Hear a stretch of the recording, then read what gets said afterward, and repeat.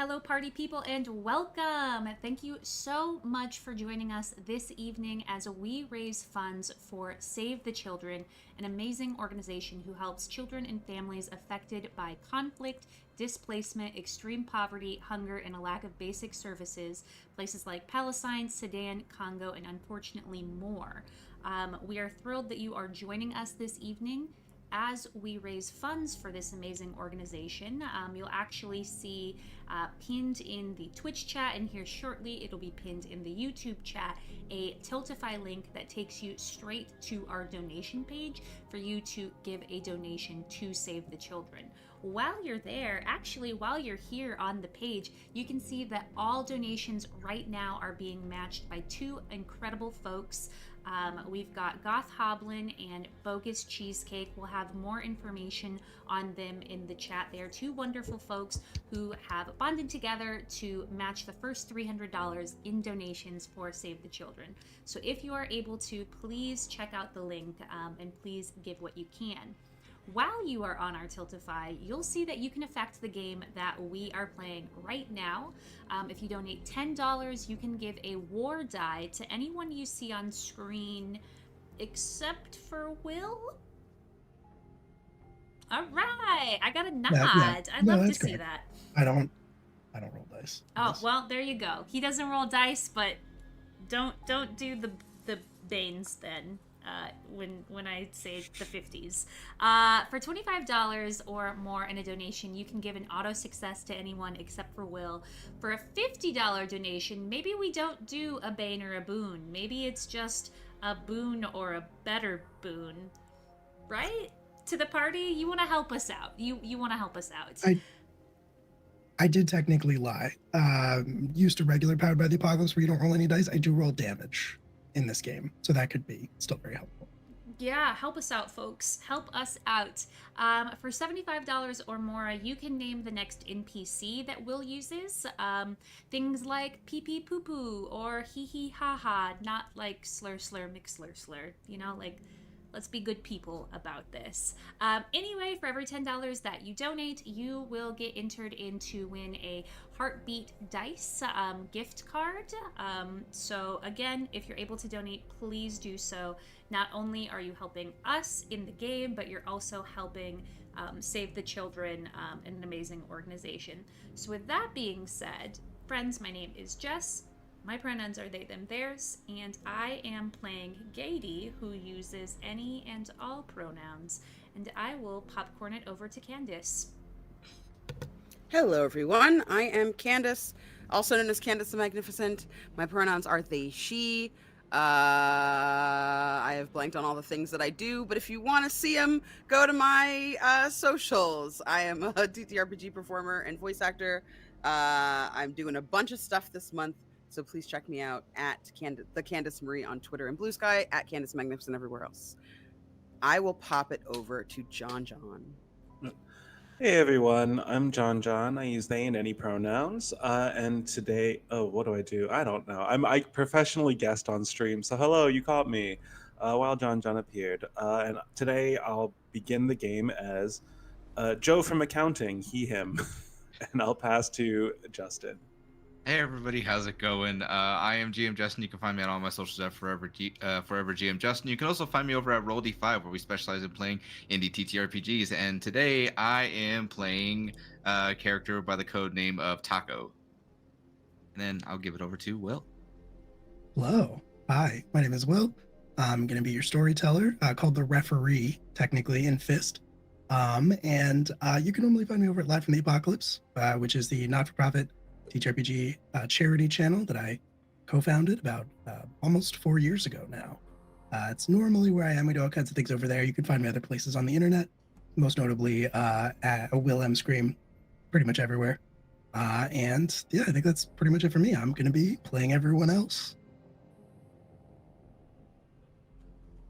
And did you already say who you're playing, Jess? Do I popcorn to you? I am playing Gady, and that's all you get to know. You're right. Any you and did, all. Yeah, we already did that. Cool. Well, then I guess we can probably go ahead and get on into it.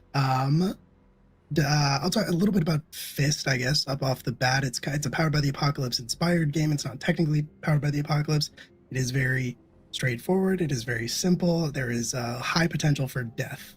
So there may be some extra characters floating around in the background, ready to be dropped in at a moment's notice. I guess also worth adding that this was a Pride one-shot once upon a time. So it will be coded appropriately, to say the least. So just be aware of that. But I think as we get on into our game here, just to set the scene, back to my notes here. Just to set the scene, we will open in a dark room that is only lit by a wall of monitors, all showing different images, none of them static, all of them moving. Whether this is a live feed or recorded is hard to say. But on one side, off to one side of the screens that cover this wall, there are a series of letters, large blocky letters set into the wall that run down vertically, matching the height of the screens, that read PRIDE, and in smaller letters spelling out what each of those letters stands for, it reads paranormal, rescue, infiltration, deconfliction, endeavor. And thus, we find ourselves in the headquarters of the Agents of Pride. A woman steps into view. She is standing next to a desk, which is one of the only pieces of furniture. There in the shadows is another person, visible really only by the light glinting off of the thick glasses that they wear, reflected off of a pad, an iPad or a notepad of some kind that they hold in their hand, a tablet of some kind that they hold in their hands, which seems to be controlling the images that are being shown on screen to some degree. The woman that we can see more clearly has a very has a haircut that is, her hair is blonde, starting to go silver. It's shaved fully on one side, falls to a little bit under her chin on the other side. Her face is still very striking, even as she is aging, but she does have an eye patch over one eye, and under it, we can see the beginnings and the ends of a scar that bisects the eye itself. She's not wearing a uniform of any kind, but she is wearing a long, dark trench coat over some sort of tactical outfit, clearly.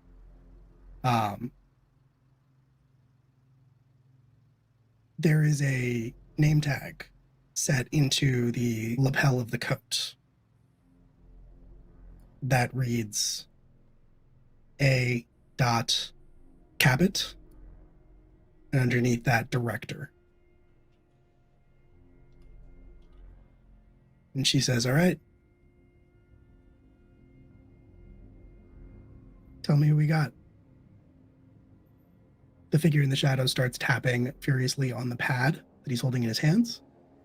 As he does so, the images start to change on the screens to match what is being shown on the other ones, creating kind of a mosaic full effect that is just showing one feed.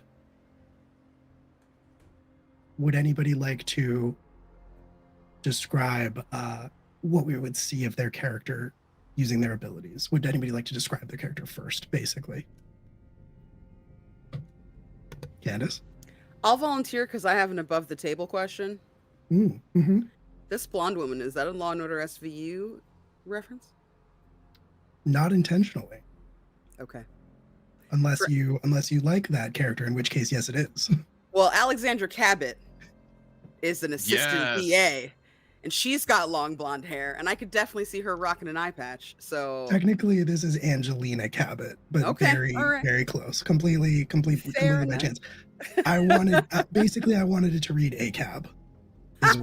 Is why we have the Love it. Exceptional. Still good. Alexandra Cabot does not like cops, so I think that's okay. There you go. I am playing Pain Point tonight. Am I supposed to be keeping my actual name secret? The book said I should be keeping secret. Ideally, it doesn't really matter, but you would be referred to by your code name in this moment as we're seeing you do the things that you do. Okay. So the screen loads Pain Point. Name unknown. And then it rolls through, like, first a headshot that is clearly from an arrest. She has, they use they, she pronouns. They have kind of like medium to light brown skin, black features. Their hair is back into two long, kind of kinky, curly ponytails.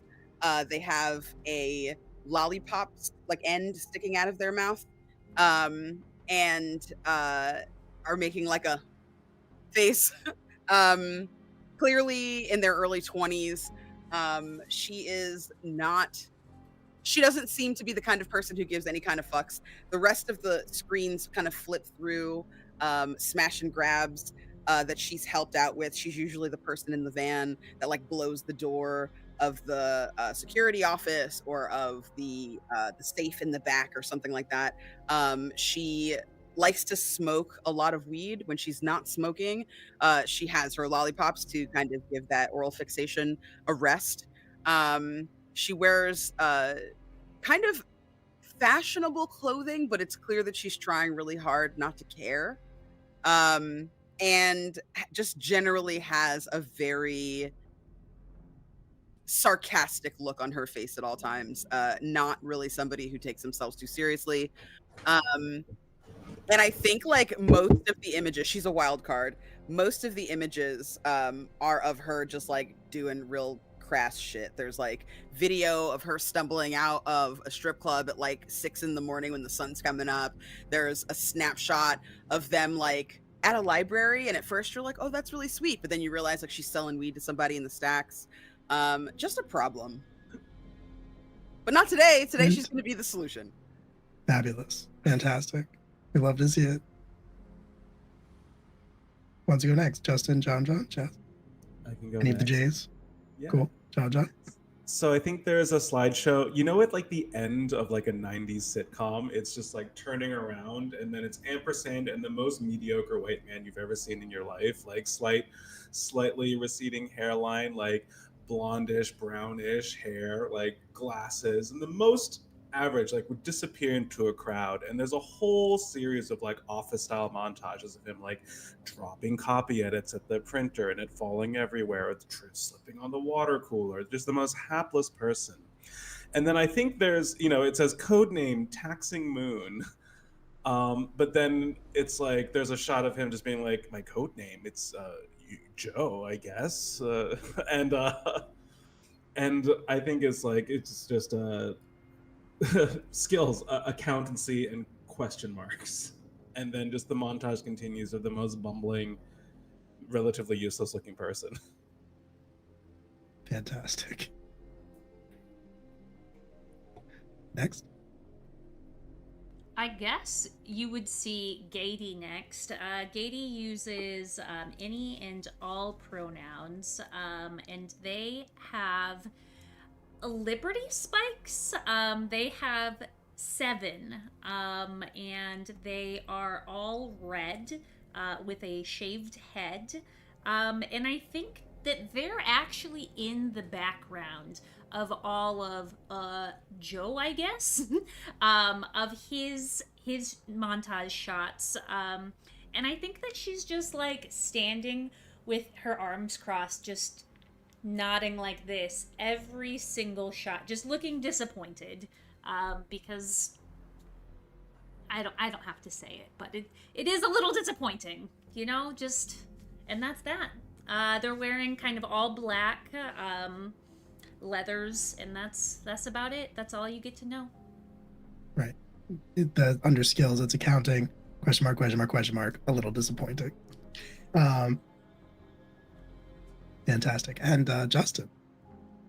You'll see as like the images are showing various different people. What is it? Various different people that are dead, but with a single taco that is placed on their bodies. Before you see footage of a tall Latino man with short black hair, but also graying to after the kill as he's putting down the final taco, and then as he's just like solemnly walking into like the sunset. Incredible. And fantastic. As that last image cuts off and the feed just kind of turns into white static, she looks over at the figure standing in the shadow, says, "Really?" And he says, yeah, it's who was available. That's okay. All right. On the TV screen, you just see Gady look directly at them and just squint his eyes and just go back to shaking his head no. Fantastic. And she says, all right, fine. Bill's up in 30.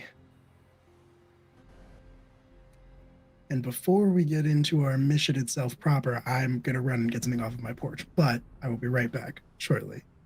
So thank you. Don't go away. We'll be back with the game in just a moment.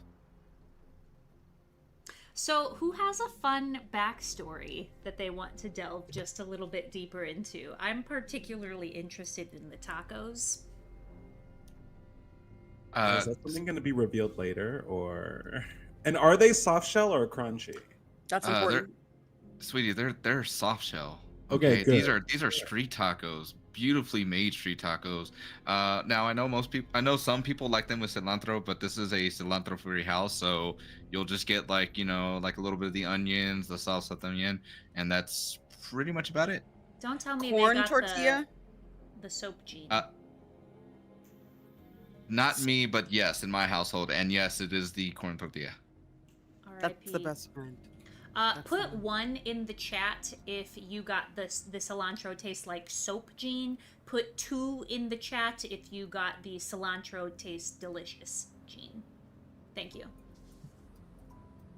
Feels so bad for anybody with the soap gene. I know. Oh, Like I said, not me, but it's in my household. woof. That's rough. If my wife's out there, I love you. I picked 3 because I like floral flavors and like herbal flavors. Cilantro does taste a little soapy, but I'm really into it. Interesting. Mhm. I've speculated before about whether people like that exist. People who like have the soap gene, but are like, I still like it. Oh yeah. I'm that Okay. jerk that gets like lavender or boba, like lavender or rose boba tea. Like I like basil ice cream. I'm that weirdo. So Listen, it's delicious. I've got a Grass- question. Thank you all grass so jelly much for bean. coming. Wowie. Like our cilantro charity stream. This does have a mechanic. It's an optional mechanic, but I think it'd be fun to use where if we open on the helicopter before your drop and you converse about the upcoming mission, you all get to start with a war die. That seems pretty fun to me. So I think that's where we'll open, probably, is on the helicopter where y'all are strapped in on either side. You've seen movies before, you know what it looks like. You've got your gear, you're ready to go, such as that gear might be, depending on whether or not you're an accountant or an elite secret agent of some kind. And your boss, Angelina Cabot, is standing, one hand up, holding onto a strap hanging from the ceiling to kind of steady herself. And in the other hand, she has a folder in her hand that is currently open. And she's kind of reading off of it she'll pass it to each of you in turn. So probably we'll go in the same order that everybody did their introductions. You'll get the information as she is talking about it, and you could look at it. And she opens, the first thing you see in the file would be a dossier, including a picture of a man who is a very, for lack of a better word, a very rich looking white guy. He has a kind of a fashy haircut, but he looks very well off. He's kind of sneering at the camera a little bit. We'll say he's wearing a cravat. That feels evil. And as you look at the dossier, she will start to describe it, and she will say, what you're looking at is technically, to use his full title, Lord Byron Edward Razier. And he's going to be your target today. This isn't a hit job. You're not going to be killing him. I mean, if it happens, it happens, though, you know, we don't sanction murder here at Pride. And I think she will give Taco a meaningful look at that. Loud side eye. Exactly. And I think she will continue talking, and she will say, all we really know is that he recently got his hands on some kind of object, had it transported to his compound out in Oregon. And we'll be dropping you in the forest surrounding that compound. You'll have to make your way in. You'll have to infiltrate, deal with any problems as they might arise, and retrieve this object, whatever it is. We only really know that it emits a very unique energy signature. So we have provided you with devices that'll be able to read that energy signature. Unfortunately, the radius is extremely limited. So all it will really be able to do is confirm that you found it when you found it.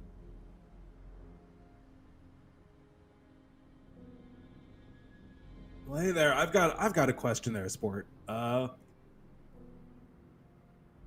Joe? Yeah, Yes. I feel like we could be saving, maybe a couple $1,000s if we didn't travel by helicopter. I'm sure there's some good public transit deals we can work out with, the Amtrak or the Coast Starlight or something, next time. So maybe we can, Clink and save a little bit of this bucket of bolts. I think that's a lot of expenditure and overhead that we shouldn't be, could go elsewhere into the organization. And takes a sip of coffee from the thermos that is his equipment. She kind of puts her hands up to the bridge of her nose and says, Joe, do we have a line item for helicopters? Yeah, but I think we could, we could save a bundle of money there, if we bundle up with public transits and, fund some local lobbying in the politics area to make sure that that's funded and properly cared for. Do we have a helicopter budget? Yes, but it's a bit, don't you think it's a bit extravagant? No. Oh, okay. No. I'll include that in my Q3 report for you. I can't be seen on public transit is the thing. So if you want me to come with you on your little thing, then don't ask me about public transit. I haven't been on a bus since, ever. Oh, well, you're missing out. A bus trip is just a good time. You can settle in with a newspaper, take a nice beverage with you, sit back, What's kick the back, newspaper? relax. The helicopter budget exists for a reason. This reason. Because what are we doing here again? Who's this here, Lord Byron Edward Razier? Joe, also consider the fact that we are on the lower end of the helicopters. We could be on something a little bit more fancy, don't you think there, Director? You're gonna see as Taco takes a bite of a taco. It just gives you a little bit. You don't like the helicopter? I know we can do better than this. Well, that works out. You're going to be jumping out of it real soon. Fine. Finish this taco.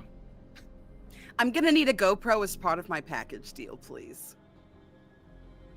I'm not here to cause trouble like the rest of these guys are. You're the only one. Yes. but I Katie. am very interested in eating a taco. You'll see as Taco will pull one out, don't ask where, and he'll hand it over to you, fresh, piping hot, ready to go. Just destroys it instantly. It's gone. Great. Would anybody else like a Everybody taco? got what they need. Everybody got a snack. Everybody got their GoPros. Everybody satisfied with the state of the budget. I don't remember a line item for GoPros, but I guess I'll overlook it this time. We can file that Listen, under miscellaneous and incidental expenses. there's allocation for social media. That's my social media. My followers need to know what I'm up to. So Does Morecoms know about that budget item? It's in their rider. Okay. I think that we could be doing a little bit more with the explosions budget, but that's just me. I understand that I'm very biased.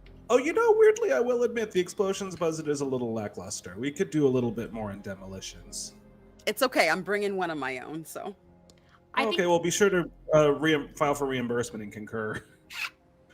my head is on a swivel going back and forth from these two, and my mouth is just like slightly agape. Like, no words come out. Just And from the front of the helicopter, one of the pilots calls out 30 minutes to drop.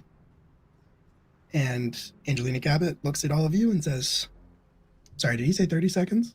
I meant to say 30 seconds. I meant to say 30 seconds. 30 seconds to drop. 30 minutes to drop. Pretty impressive. 30 seconds to drop.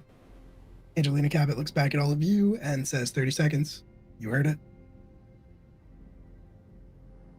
Ready is to go? anybody taking lead? Oh, that's not me.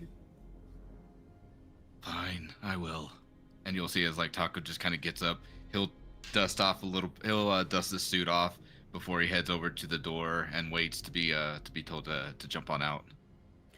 Dottie puts on like some clear kind of like shooting goggles and like big giant headphones that are like Bluetooth or whatever, pops their phone into a little pouch at their side that's easy access, and then fixes up the GoPro to hang like right in front of themselves.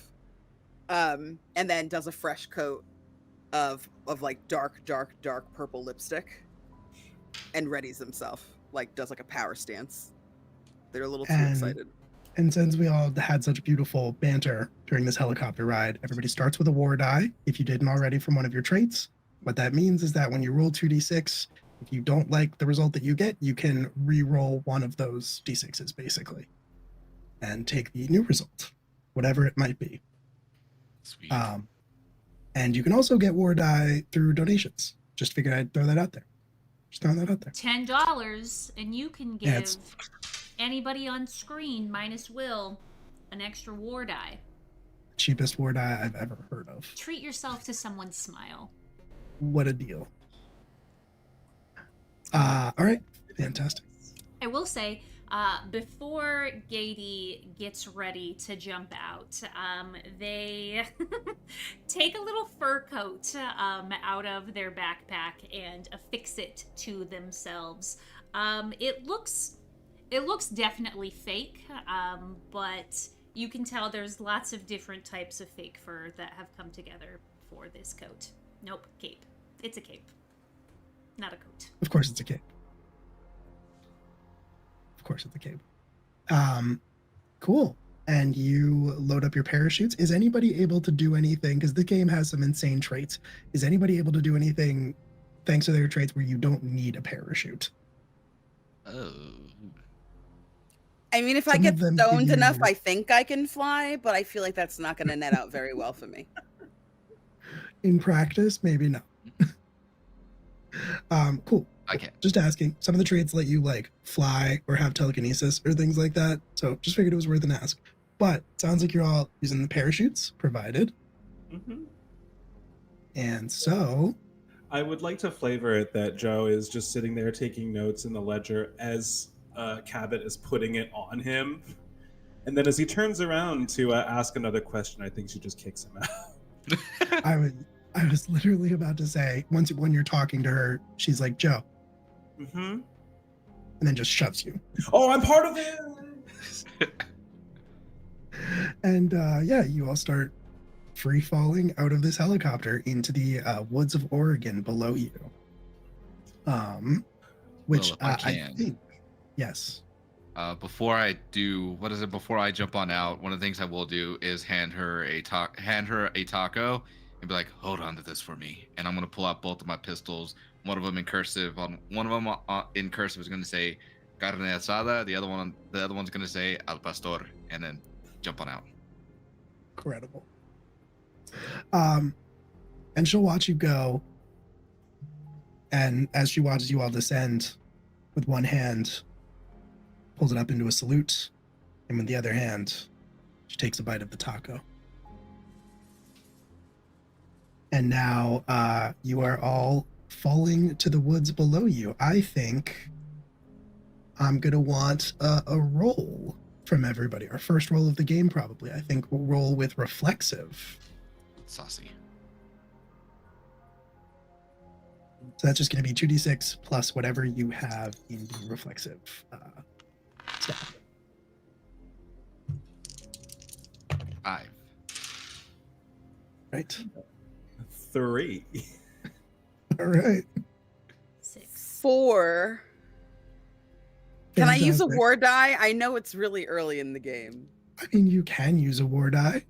It's not gonna hurt you. I'll tell you that. This is to land on target, basically.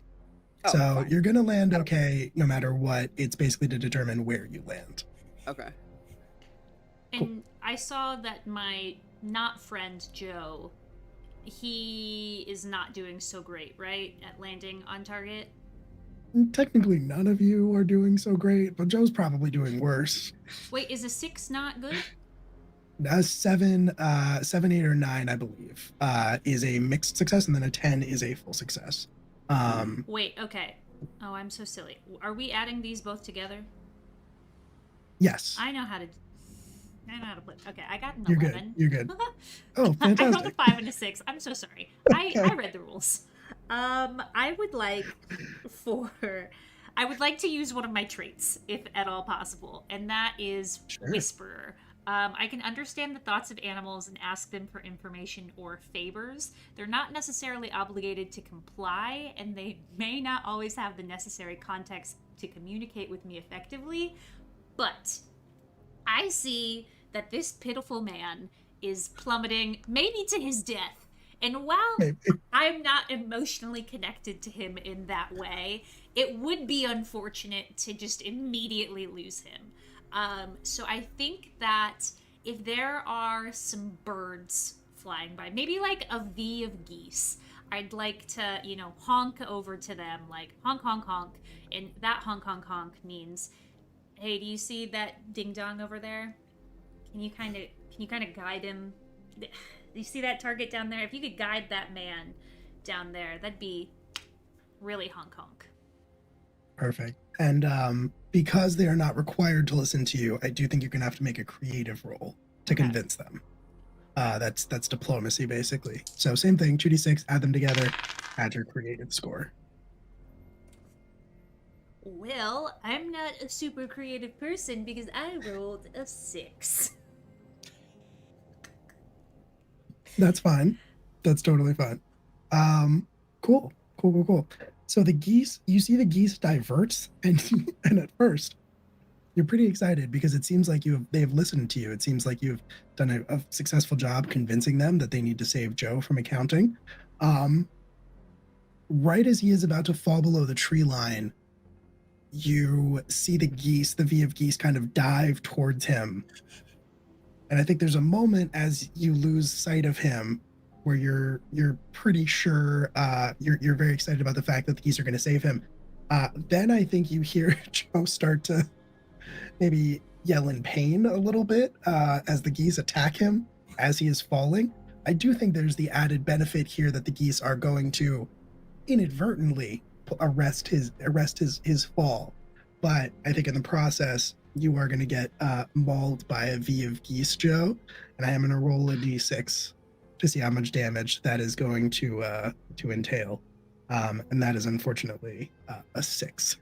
So hilariously, I have 12 hit points. Yeah. Oh, Jesus Christ. Oh yeah. Joe is So suspiciously tanky. half of that is gone. Yeah. As these geese maul you as you start to fall. Did you know geese have teeth? Because they do. They're terrifying What? animals. I've slapped one before. Yep. Teeth? What a sentence. Yeah, they have teeth. What are they have little doing with them? Great Hiding question. Joe from accounting, obviously. Yeah. I don't trust it.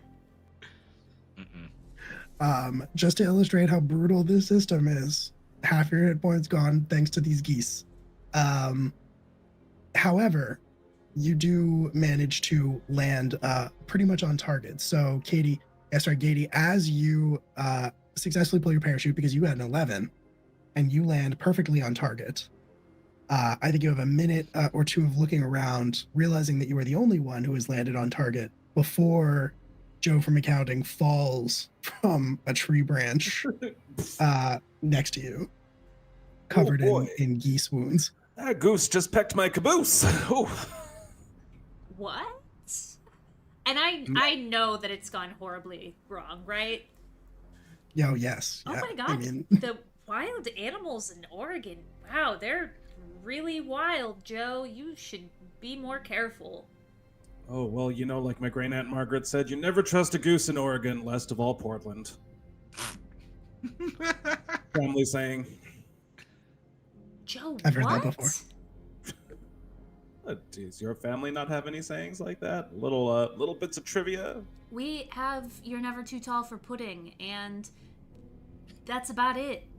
That's a great one, see? All right, champ, let's find the other ones. Same energy. Where's the taco guy and the social media influencer? The one with, I think the youth call it the Riz. You know, Joe, I would say Um, never change, but that would be a lie, man. You are something else. That's what we call foreshadowing in the business.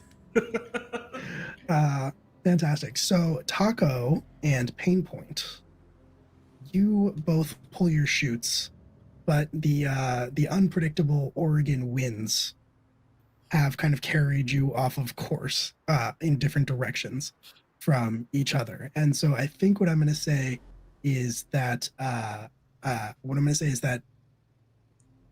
Pain Point, you fall short of the mark, so you are farther away from the compound that you were trying to reach. Taco, I'm going to say that you are very close to the compound that you are meant to land near. So close that I think there is a chance you are spotted. Damn. But I think it'll come down to one more roll to see if you can avoid that. And I think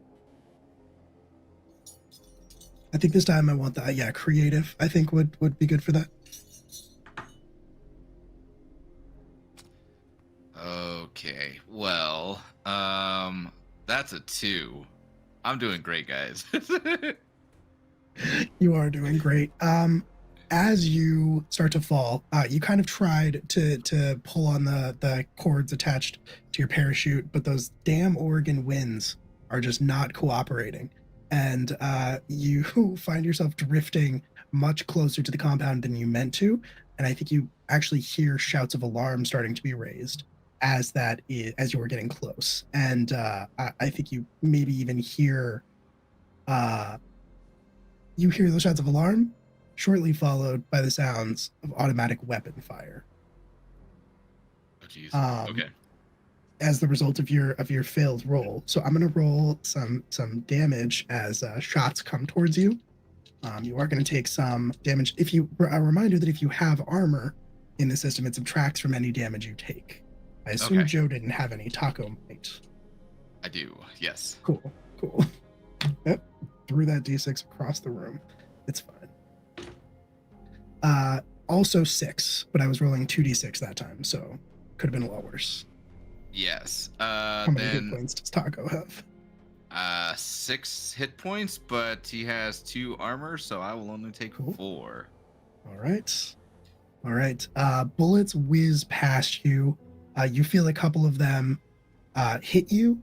Your armor takes a lot of the damage for you, but you also do feel the familiar burning sensation of getting shot. However, you manage to land pretty flawlessly from that point on. And you can kind of duck back into the woods, disappear back into the woods if you want. I will say that you hear some of the shots of alarm from the guard towers. Somebody says, what happened? Where'd he go? And somebody else says, oh, we got him. I think he's dead. Let's retrieve the body. Then at that point, as I'm on, after I've landed, I'm going to just start backtracking. But I'll probably leave my suit, I won't. What is it? I'll leave my suit, jacket on the ground and just start limping my way back into the opposite direction. I'll position it to where it looks like I'm going one way, and then go obviously the opposite direction. Very cool. Very cool. I like that a lot.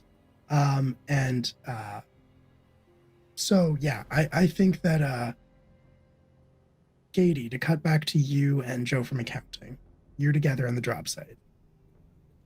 You're missing 2 of your teammates. What would you 2 like to do?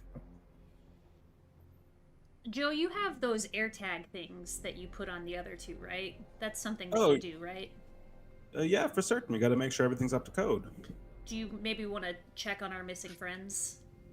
Oh, yeah. 1 second, please. And I'm gonna like fumble around for my iPhone 12, and I'll try and like take a second and be like, now how do I find the right app? Oh my god, Joe, it's Find My Friends. It's Find My Friends and then Find My Devices. You got this, like Joe. Spotify opens up and Katy Perry starts playing, and he goes, "Oh, that doesn't seem right at all." Teenage Dream. What the hell is PDF? He finally opens it, and where are my friends? Find my friends, and there's a little, I'm assuming, pings on the little like actual Pride like holographic thing pops out of his phone. Exactly. Yeah, they've upgraded the app for certain. Yeah, and I think you can see exactly where they have landed. I think you can see that Taco is moving in your direction quickly. Pain Point, are you also trying to move to the drop site? Definitely. Okay. I think the second that they land, they try to do so with as much style as possible. And they like immediately take out their vape pen and they're like, well, everyone, I thought that today's drop was really good. I'm a little bit far off, but whatever. We arrive in style. Some guy once said like a great bomber is only late when they arrive when they're supposed to or something. So I feel like I'm doing a good job. You guys let me know in the comments below if you're interested in seeing more from me. Hopefully I won't die. And then closes their like little screen and then takes like a couple of like deep puffs of Blue Dream out of their vape pen, kind of settles themselves. Wasn't that Winston Churchill? Where the fuck is this place? They start trying to like figure out like which way they need to walk to get to everybody. They have one headphone off so that they can hear their surroundings and one headphone on, and the headphone that's on has like something atrocious coming out of it, like fucking, I don't know, Blood Brothers or something really heavy and too loud and screechy and miserable. Oh yeah. Hell yeah. And I think you can hear as you look around and try to take in your surroundings, you hear something in the distance, though maybe not as far away as you would like, howling, joined by a few other howling calls. All right, so that's either, a wolf pack that's coming over here to be my ultimate familiars and my followers, and like I could take a bunch of awesome pictures with them, or certain doom. So I'm going to use one war die to create a little explosive just to keep in my hand in case anybody rolls up on me. I have that ability as a bomber. Nice. All right, yeah. So you spend a war die, you just have an explosive. Yeah, one small Very explosive. Cool. One small explosive. All right, cool. And as you start moving through the woods in the direction that you're pretty sure is the correct way to the drop site, I think you do hear some of the howling start to get a little bit closer. which I think means that the rest of you also hear this sound in the distance. And I will say that in order, first, Taco, you reach the drop site. So you come out of the woods bleeding from your multiple gunshot wounds. Yep. You see a similarly bloodied Joe from accounting. Mechanically speaking, maybe exactly as injured. Actually, I was going to ask, can I take a sip from my coffee thermos and heal 1d6?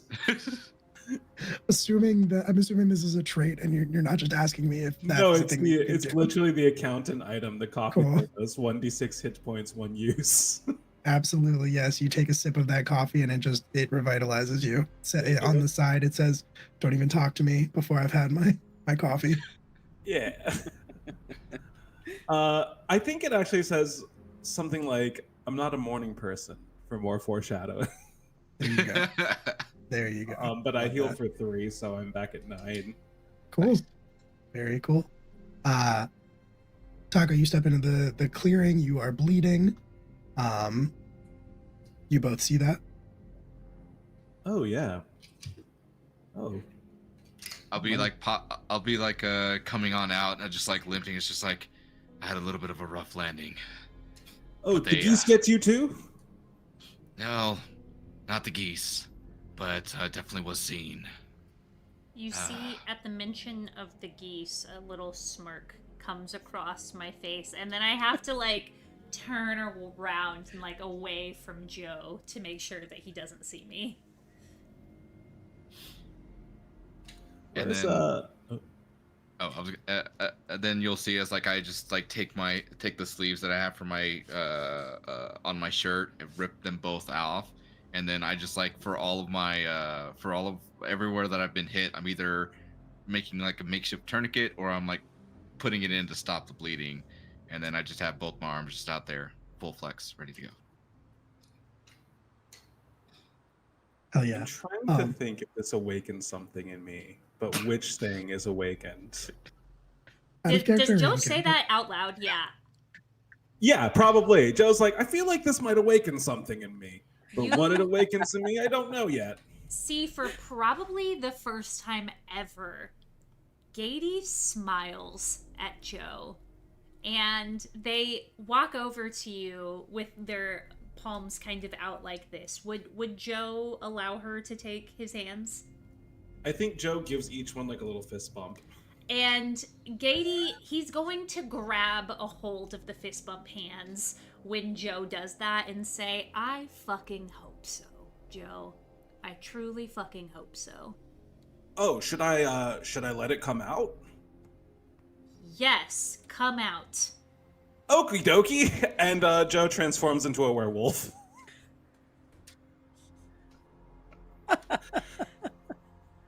What does that look like? I think I also want to know. as there's the howling in the distance, there's an eerie dissonance as Joe leans back, but makes like a normal like white guy howl that's like a ow that like becomes more primal and guttural, and then suddenly his clothes rip and he's like burst out. It's very quick, and suddenly there's a big snarling werewolf in your presence. Oh God. And I think it says I'm gonna roll because we want the chaos to consume us all. So I'm gonna roll 1d6 to see what my new desire is, and that's a 5. So it looks like I want to stage a grand sacrifice to the gods of the moon. That checks out. It's a good thing I was late. Yeah, Good luck, That you checks guys. out. The time frame on that sacrifice to the gods of the moon, I would say, is probably pretty flexible, right? yeah, it's pretty flexible. And Cool. there's just this big snarling hulking werewolf like now towering over Gady that just goes, okie dokie. We knew this about you, right? Uh, I can't tell if I'm Out of scared or character, turned on. I don't know. I don't think so. I think it's funnier if you didn't. I think you just see as Gady is like reconciling that Joe is kind of hot, but also very not at the same time. And just like internal battling is happening. just like caboose. And it's that's just like internally sniffing just at war. You rolled that. Joe rolled that d6 to determine what his desire was, and he got the moon sacrifice option, not the Omegaverse option. So we're all good there. thing. Happy Pride. And I think at that moment is probably when Painpoint you burst through the tree line with a pack of, we'll say, 5 Oregon timber wolves hot on your heels. Hey, so I was trying to make some friends, and for some reason they were not interested in any of the TikTok stuff I'm selling. So I might get eaten if someone can take care of the. What the fuck is going on? Who's that? This is Joe. Joe Hey, came Joe. out. Line item for GoPro. I don't understand. I can come out as a werewolf if I want to. What have I been doing this whole time? Who needs to be queer when you could be a fucking werewolf? Are you a queer werewolf? I was about to say. I There's don't no think you time. can be This both. Timberwolf's coming. This Timberwolf's coming. And I just go and I like stand behind Gady. You're really big and muscular, so I'm gonna just stand right here because I don't want to get eaten. Just look over my shoulder and give you a wink. Great, cool, okay. Anyway, and then you start hearing like the familiar sounds of like iPod texting. Since there are- iPod? Sorry, iPhone texting. Oh, I like it more of a No, type no. context. You gotta rotate the wheel Yeah, to I was get gonna better, say. like back in the day. Citing the deep magic here. All right, let's go. No, she's got it. Vintage. So she's got an iPod because of the vintage touch. A little shuffle Oh. in her back pocket. She's I just listening. aged 14 Mhm. years. Mhm. But she's got whatever iPhone 25 that's out at this moment in this story. Because obviously. Obviously. So there are timber wolves rotating down on us. So in the Yeah, spirit, there are. not quite to draw a little bit, but not too much from a megaverse. Is there a way can I assert myself as the alpha? I regret everything. Yes, definitely. I think that is going to be forceful. You're going to roll with forceful. Great. So that's a 2d6. That is going to be 12. Oh no, 11. Sorry, I can't math. Can I butt in real quickly and say, like, technically Joe is like half animal right now. Can I like get like a stream of consciousness from you, John, of what Joe the accountant, I guess, is thinking? Yeah, it's probably going to be something like Fang 75 cents, Fang 75 cents, Whisker 25 cents. It's just like going through price pointing each. It's like Wolfpack feed $25 a day, $25 a day, $25 a day. Budget over supersede. Like that's it. Just butting against each other, and I think one is winning, and I think we could all put our heads together and figure out which one is. I'm just gonna make it as painful as possible. You know when you have a crush on someone who's actually objectively awful, and you're like, why? This is the energy I'm going for. We're all committed And to our I- bits here. This game is nothing if not committing to your bits. So you're all doing an amazing job. I hesitate to ask this question, especially on someone else's channel, but what does it look like when you assert your dominance?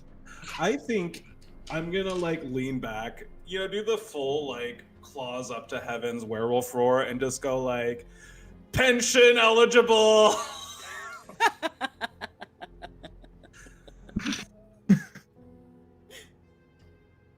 100%, absolutely, yes. And these Timberwolves, who are staunch radical communists, are terrified of what you've expressed, and they pull up short. They sort of skid in the pine needles, and take in your terrifying countenance, and immediately backtrack with their tails between their legs.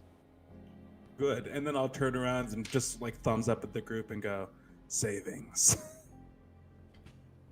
It was really hot up until then. Well, no, it wasn't. Outside it was hot, but not in here. And then you talked, and then and you're just gonna see as Gady goes and like sits on a log and like hand in palms again. They're having a terrible time. We've invited a terrible energy into this roleplay. You would see as Taco just kind of goes up to Joe and just like hands him. It's like, here you go. You've earned this. What kind of a taco, you- though, is the real question. I'll say this one would. The first one I gave was a carne asada, so I'll go with an al pastor. Yeah. Hell yeah. There ain't no such thing as a free lunch. In this case, there is. And then pulls out another taco and begins eating with you. Yeah, I think he'll like go to cheers them like they're beers or an IPA, and then because he's very white still. We understand white culture in this room, so clink the tacos, and then we'll turn around to the group and goes, now to the grand sacrifice to the gods of the moon, and just charges off. Between this and the aforementioned white guy howl, I've never been more attacked. I'm gonna. Amazing. You're gonna see as Gady turns around and be like, Joe's kind of hot, right? I mean, if you're into that sort of thing, I could see in like a really kinky way that, yeah, kind of hot. If you were to put like earplugs in.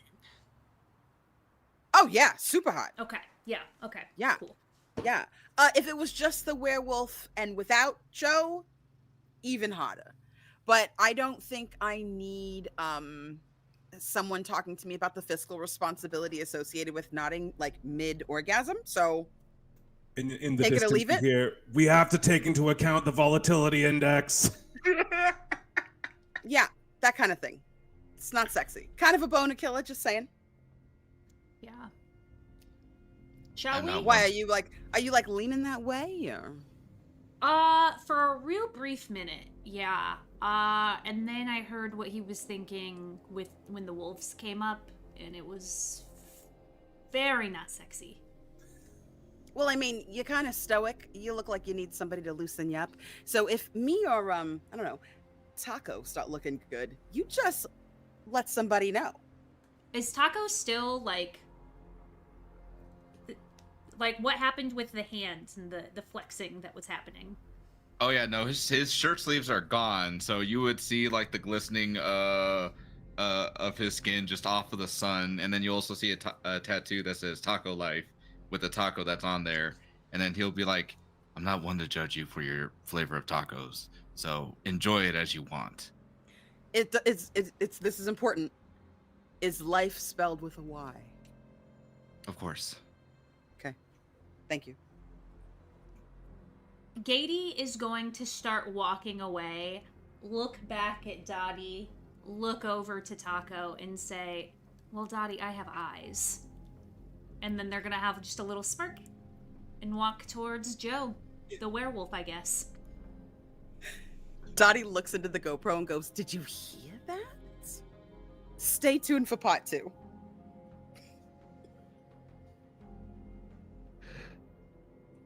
Incredible. This is your world. I'm just living in it. Y'all do what you need to do. Assumedly, you're going to start making your way towards the compound. Well, is Cool. that the way Alright. that Joe is going? Because I'm following Joe. Joe, is that the way you're going? Joe You're is nodding. Cool. beelining towards the compound because there's a blood sacrifice to be had. It's more of a wolf line at this point, but True. fantastic. Yeah, you start making your way through the woods, clearing a path, and I think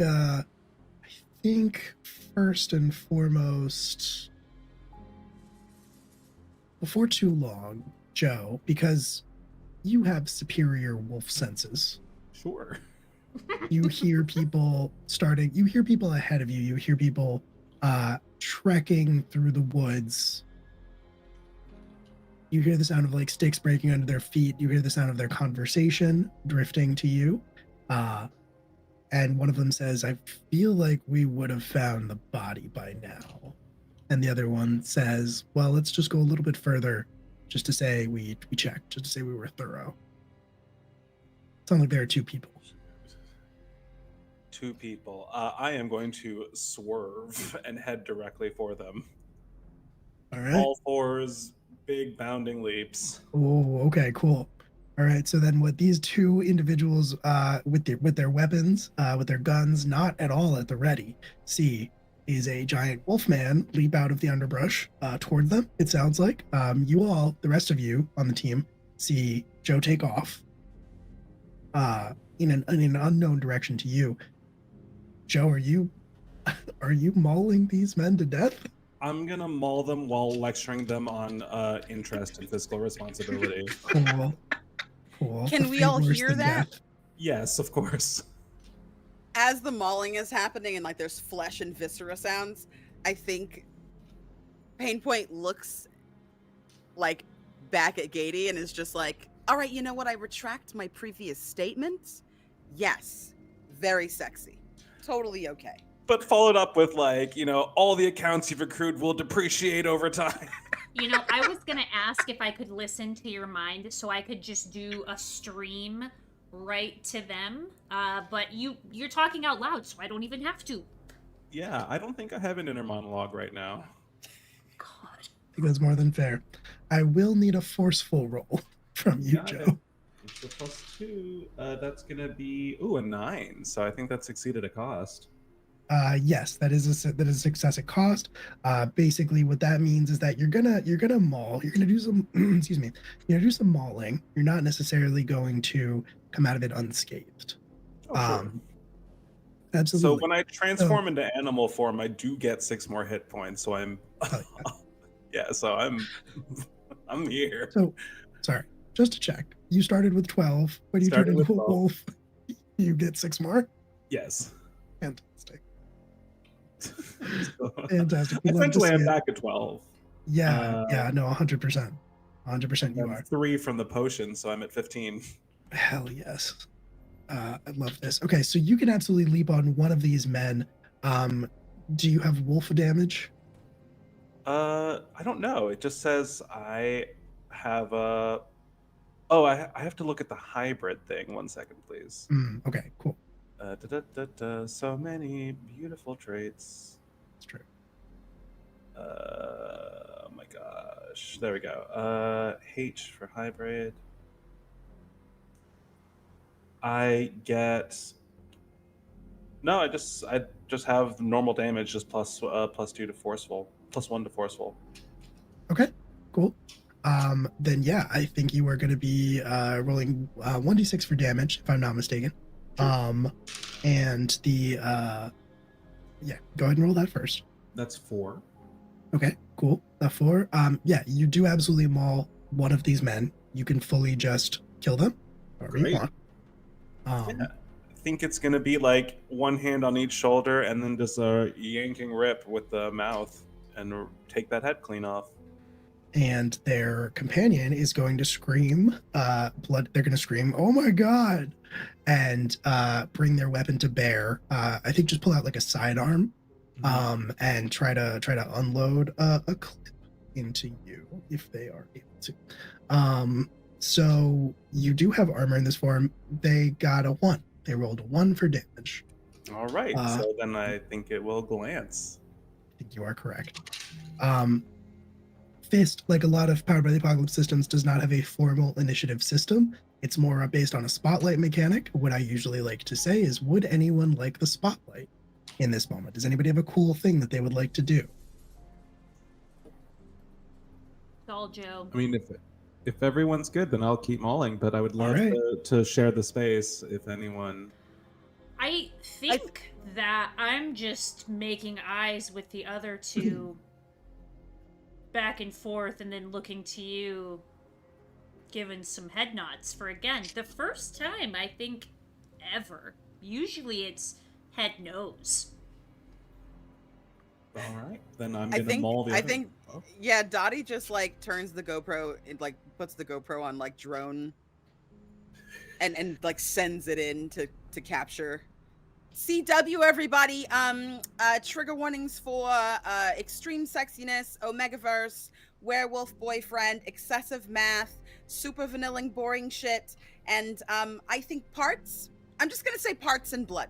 You could probably figure out if that's for you based off of that.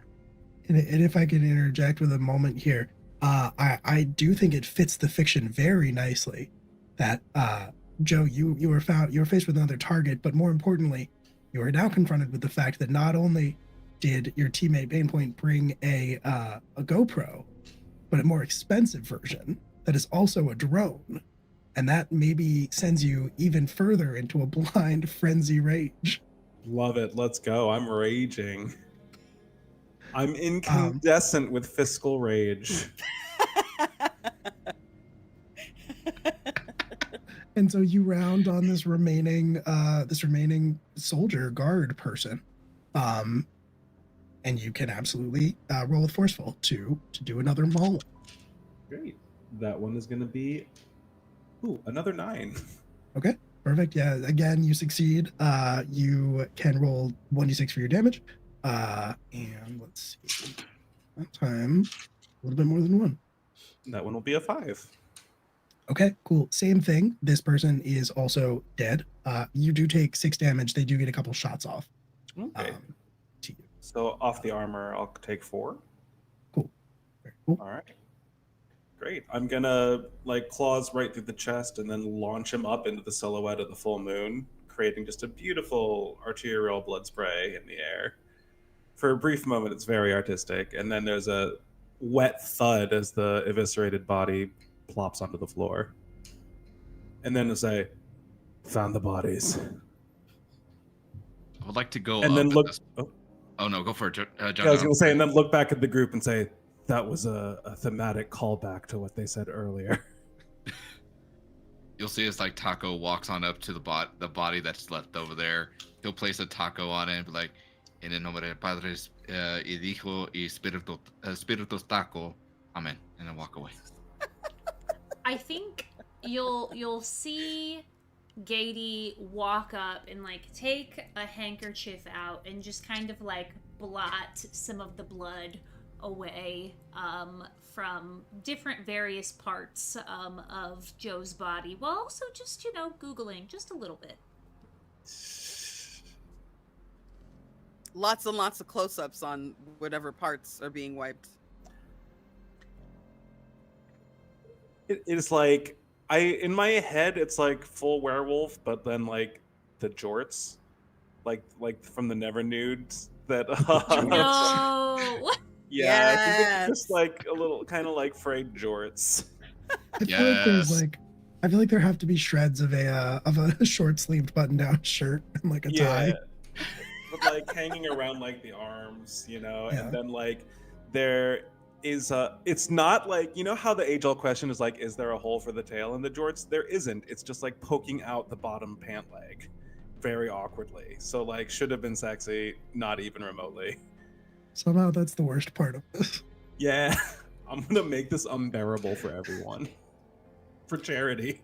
When the drone gets around to that in the back of the pants, especially seeing that the pants are like, if I'm picking up what you're putting down, and he's like an awkward white dude who is very into like accounting nonsense, the shorts are neither short or long enough to be cool. They're like that fucked up middle length that Yep. sucks, that nobody likes. And the second that they get to the pants, like she just like cuts the feed. No, not on my channel. No, not on my watch, not on my channel, not in my life. You know what?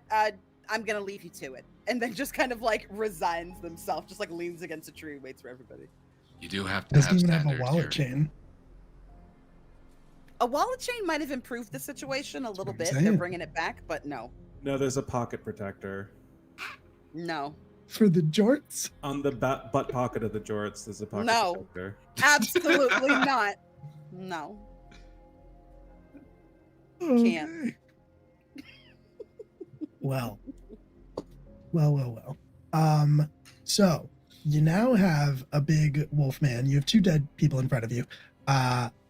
The remains of their guard uniforms, their weapons are lying there. If you want to take them, you can. I think they each brought with them like a sidearm, basically a Glock. And you know the direction that they came from is the direction that will take you directly to the compound. How you want to infiltrate the compound is now, of course, up to you all. Angelina said no blood to be spilled today, right? Only in regards to Lord Byron Edward Razier. Basically just saying it's not a hit job, but if he doesn't survive, okay.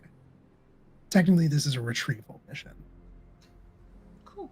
I thought this was a blood sacrifice mission, but you know. It is Well, that now. is that's Joe's goal, yeah. So, Taco, are you still pointing us in the direction you want to go? You said you're taking the lead, right? I can, but I think our wolfy friend over here may be the better option in this case. I haven't filled out a form for danger pay and start stalking towards. You know Everyone what? should make That sure to is fill hot. out. That is hot because danger pay and hazard pay is sexy. Folks should get paid for that. I fuck with Joe right now. Hell yeah. Yeah. It's like the the so-and-so approves, so-and-so disapproves, but it's like the fucks with doesn't fucks with instead. Love it. The Fantastic. entire party fucks with. It's the tail though wagging out of the jorts right now as he walks away. Who's gonna match his freak? The answer is everybody. The moon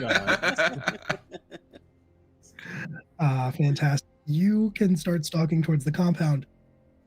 Are you just planning to try to go through the fence?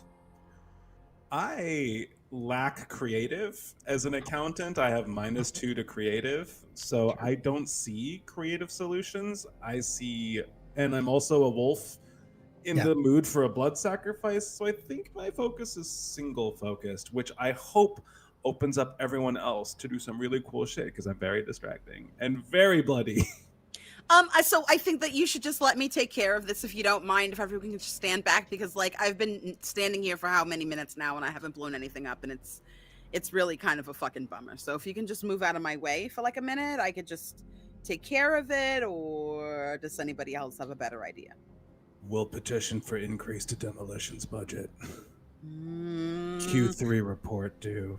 The moment you say that, their eyes get really, really big, and they just like rip off their fucking glasses, and they're like, "I like you," and then put them back on, and click the little like bomb that's in their hand and hurl it. Like, hopefully you've moved out of the way, because they did warn you, but yeah, they just hurl it at the fence. Do you have a taco preference before it goes boom? Oh, al pastor all the way. You'll see as he'll pull out a taco and hand it over to you. Thanks, you might want to get behind this tree with me. And she's like behind the tree, like just cramming this taco into their face, like just watching, waiting for the explosion. Absolutely. And the explosion, I mean, you can absolutely feel free to describe it, Candace. I think maybe a tactical roll Okay. for the explosion, for placing the explosive. That is an 11. Incredible. Then you can absolutely tell me exactly what this looks like. Tell all of us, please. So Dottie has like the explosive that's in Dottie's hand doesn't look like a normal, like just regular like green grenade. It is like an oil slick kind of color, like a glossy metallic. And when they click it, it makes like a cute like sound, like a little, like, you know, those like little moo cylinders. It makes like one of those when she throws it. And she's like, you know, just a little something for fun. And then when it makes contact with the fence, like a very bright blast kind of takes out that whole section of the fence. It's not huge because this is just kind of a small grenade, but there are sparks that kind of precede the explosion itself, and then like a rainbow of colors kind of explodes from inside of this thing as the whole thing goes up in like a bit of flame. The flames kind of start to die down a little bit after, but it's still a little sparky. But you know, it's like it's mood lighting, you know, it's sexy. 100%, yeah. And now, before you, there is a massive, well, maybe not massive, but there is a gap in the fence that surrounds this compound. The way is clear. I think probably this took out the corner guard tower, probably the one that the people who shot you were firing from, Taco. And you hear various, you know, Wilhelm screams as they fall out of the tower as the tower goes up. As part of the explosion. Katie is going to like lean in and say, what if, Joe, we used your little subby wolves to kind of take out some of the people in there? The Omegas have fled. I think I had too many opinions on zoning ordinances. They do just typically think in bark, bark, yap, yap, bark.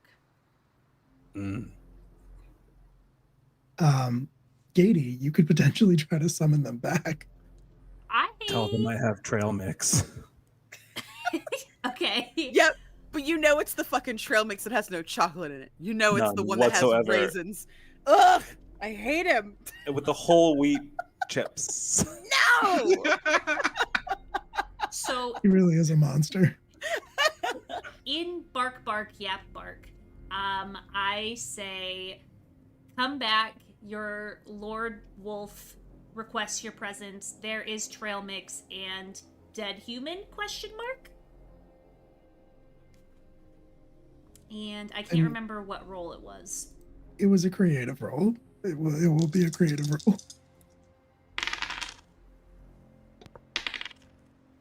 How does an 8 sound?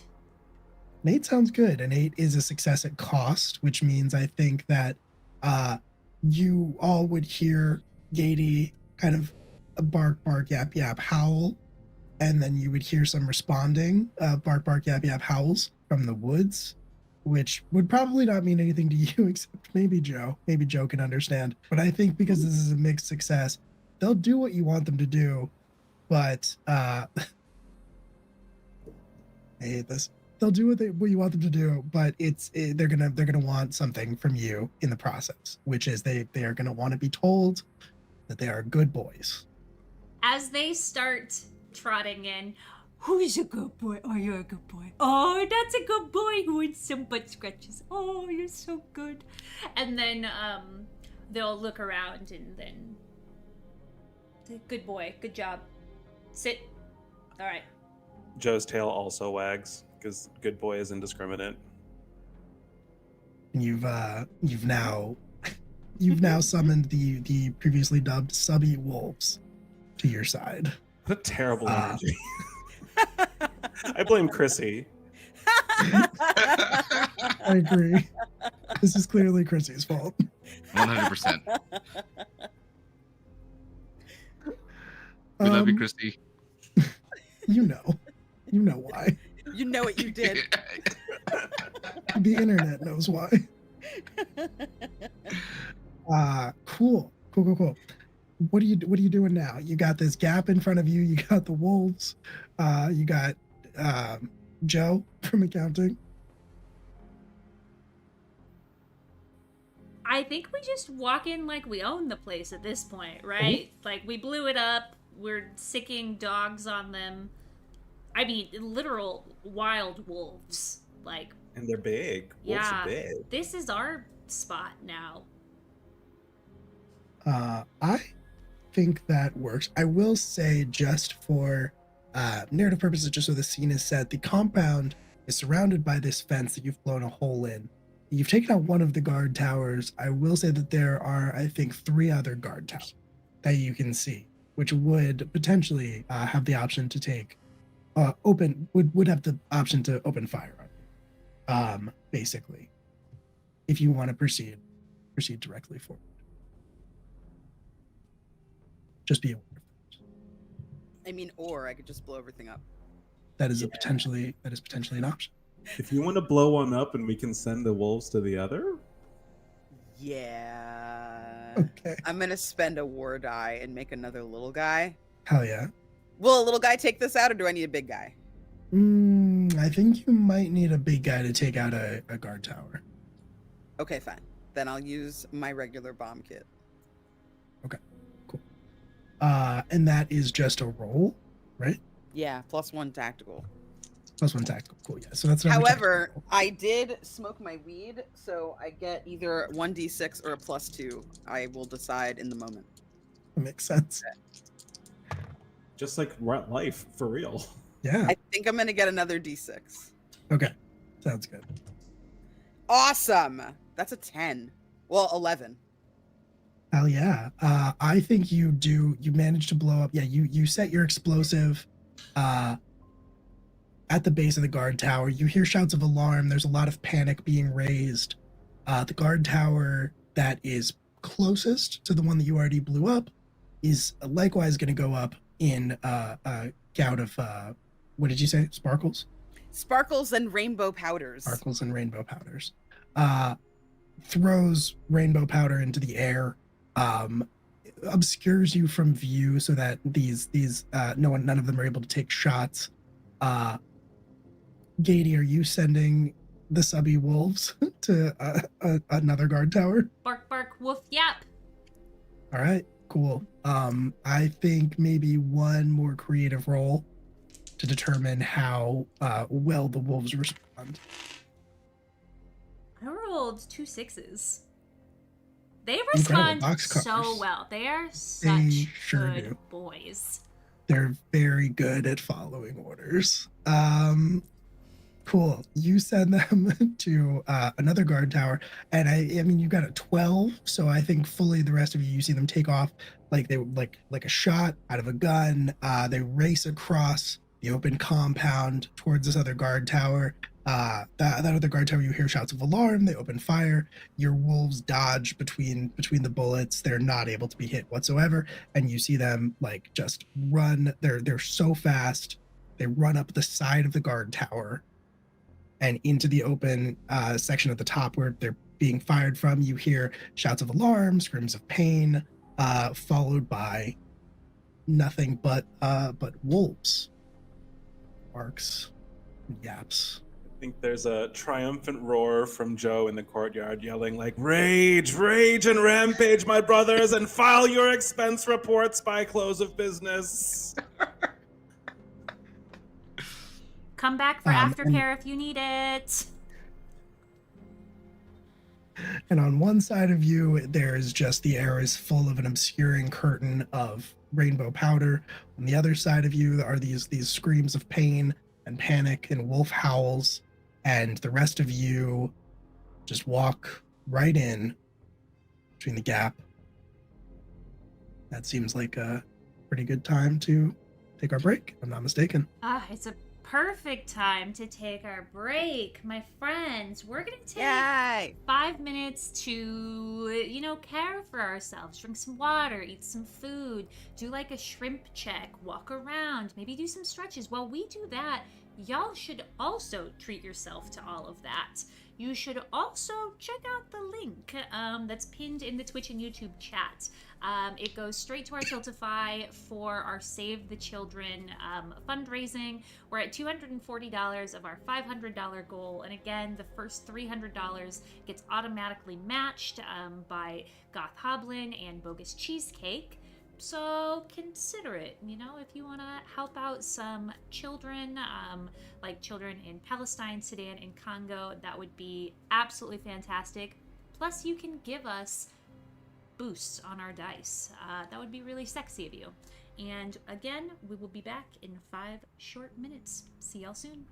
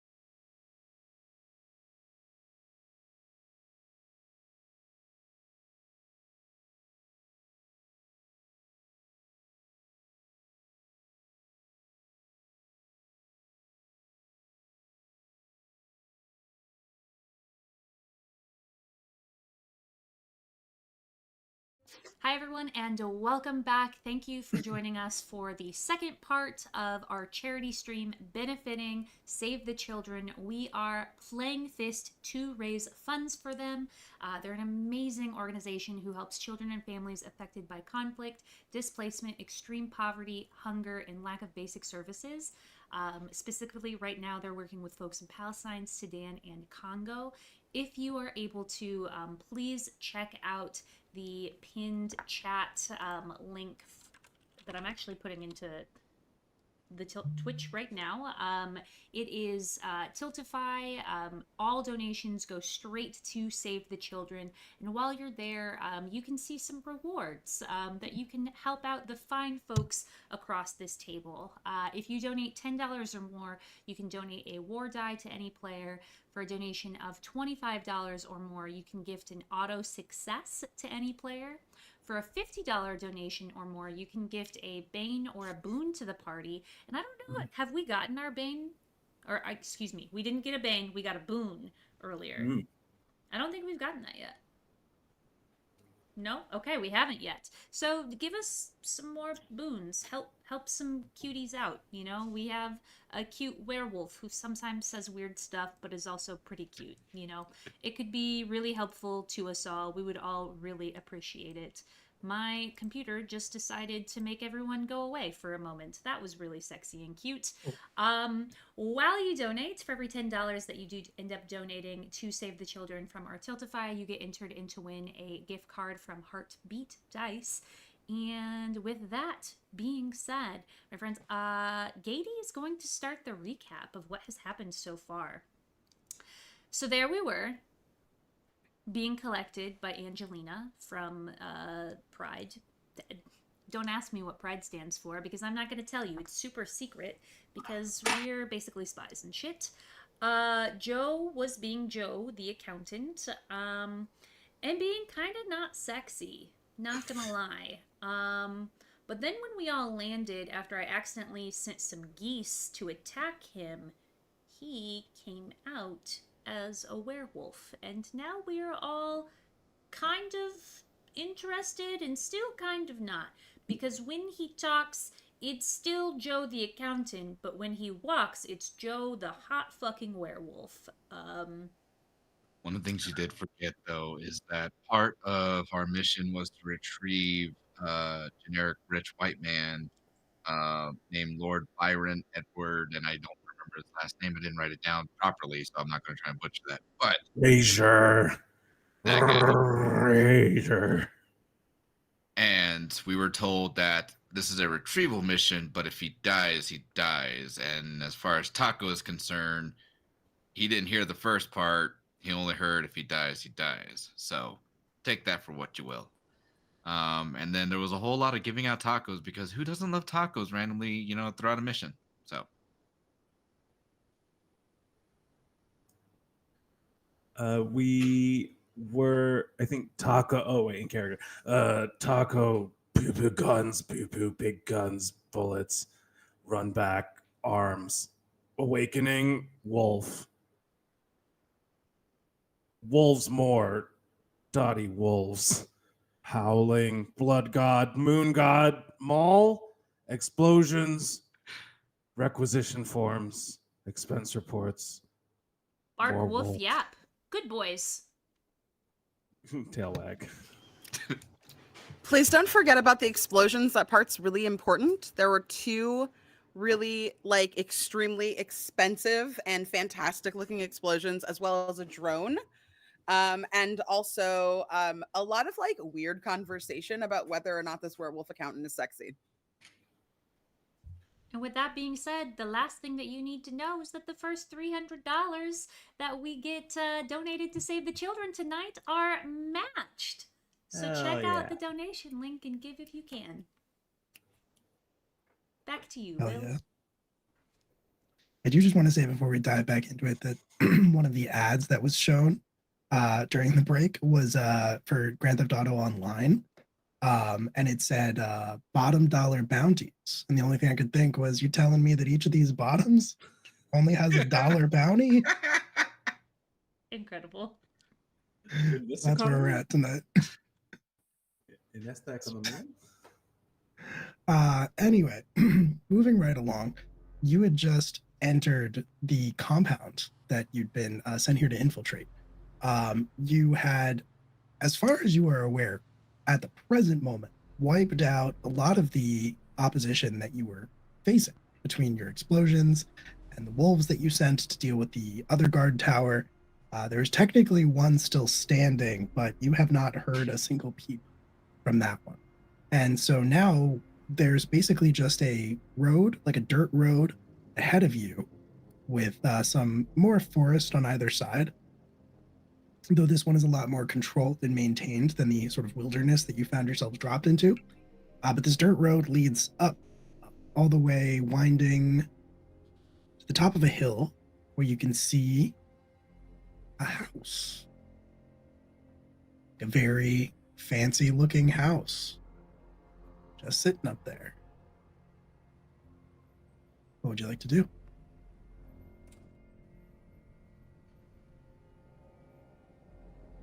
I'm gonna start bounding towards it. What does the house look like? It looks nice. It looks old, I will say. Gross. It's a little hard for you to see from here. But it does look like an old rich person house. Gonna point at it and yell, "Boom, boom, the boomer house." All right. To pain point. I'm technically Gen X and was bounding toward. Did you Okay. did you say if there were any good boys left, or was it one good boy left, or was it one bad boy, aka a guard, left? There are neither any good boys or bad boys left that you can see. So there are only the wolves that mediocre you- boys. Cool, got it. Yes, there's all of you left. You think that we're mediocre boys? I I've would got to never say go. that. I have got to go. Thank you all so much for coming tonight. The stream is over. It's like we're gonna have a talk with Will here for a little bit. I would never say that. Yeah, I think I'm just gonna follow after Joe then. All right. Fantastic. Yeah, I assume all of you are following after Joe. Following after Joe, but GoPro back on, kind of whispering with like the night vision activated. You know, I don't understand. Like, what kind of rich person lives in a fucking ramshackle piece of shit like this? Like, tell me, because you know, if I had money, I would be living in, I don't know, some kind of fucking fantastic Frank Lloyd Wright shit. But this is like, what is this? How? And you just hear like this chattering in the background. Hit one. Hit your favorite emoji with the reaction for this disgusting thing. It turns their camera around. Dottie, what if they, like, I don't know, give all their money to cool organizations like Save the Children? Like, what if they donate their money? Have you I mean, if considered you that? donate your money, then you should have a really fancy, smaller apartment. Like, it should still be nice.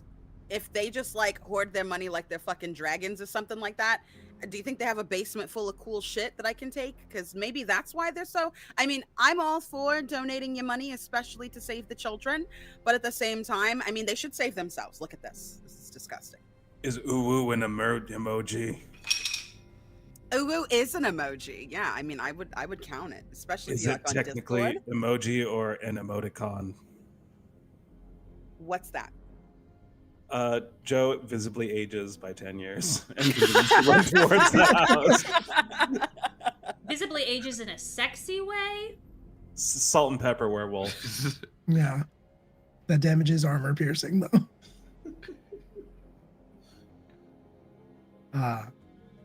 Yeah, the house is off. It's the worst house you've ever seen. But you start making your way up towards it. I think it again makes sense to me, Joe, given your senses, Mm-hmm. that you would hear something at first off to one side of you in the woods, and then shortly after on the other side of you. Kind of like when you heard the howling earlier, except this is a lot more subtle. At first, it doesn't sound out of place, but something about it strikes you as a little bit strange. You hear a ribbit off to one side, and then like a croak off to the other side. I Frogs. am going to, like before, we must be consistent. I will veer towards the first noise instinctively. Absolutely. Absolutely, you will. And so you rush off into the woods because you were bounding, as we established. Mm-hmm. And so you're following this noise ahead of you when all of a sudden it stops. And it's quiet, and you're kind of turning around trying to figure out what is happening. Where did this noise go? When all of a sudden something heavy drops on you Oh no. from above. I will yell, "What the crapodes," which is French for frogs. And I think a reflexive roll here Okay. is in order. Reflexive. It's a gay roll. So, can I just use one of the auto successes from? You certainly can. I'm gonna use an auto success and like do a very sexy backflip and land in superhero pose.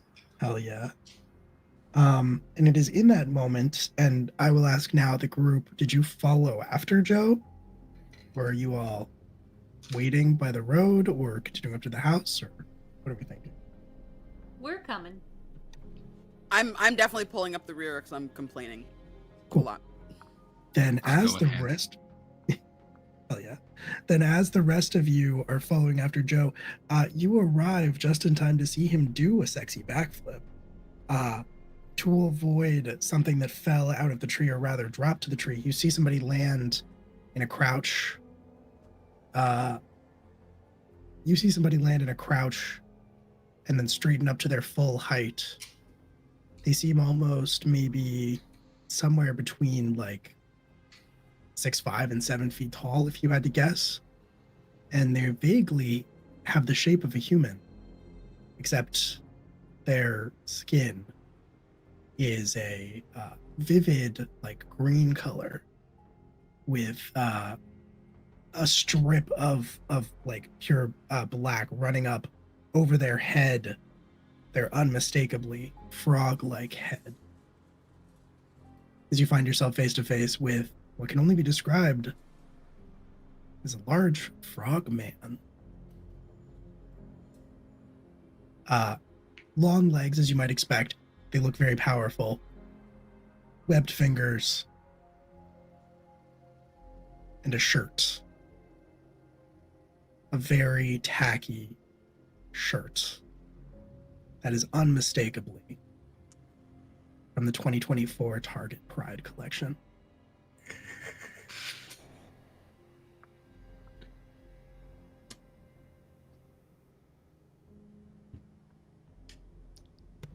For the dramaturgy, I have to look it up. My original thought was to say that it says like live, laugh, gay or something like that. Dottie sees that from afar and is immediately offended. That guy needs to he fucking sucks. Get him. I know Get the him now. 2024 collection was bad. I don't know specifically what was in it. Oh, are there the ones that are saying like it's giving pride? It's a beautiful Yes. day to Yes, say it's that gay? one. Yep, it's that one. Yeah. Dottie is in a sprint now trying to catch up to get this guy. Completely understandable. Are there any weapons on the ground? Because we there- destroyed these towers and stuff. So there were the 2 sidearms that you could have picked up from the guards that Joe mauled. Okay. If you want to grab one of those. Can If you I want to say pretend that I that you get it? grabbed one of those. Thanks. Yeah, that's totally fine. I would like to yell out to Pain Point. Flamethrower? Flamethrower?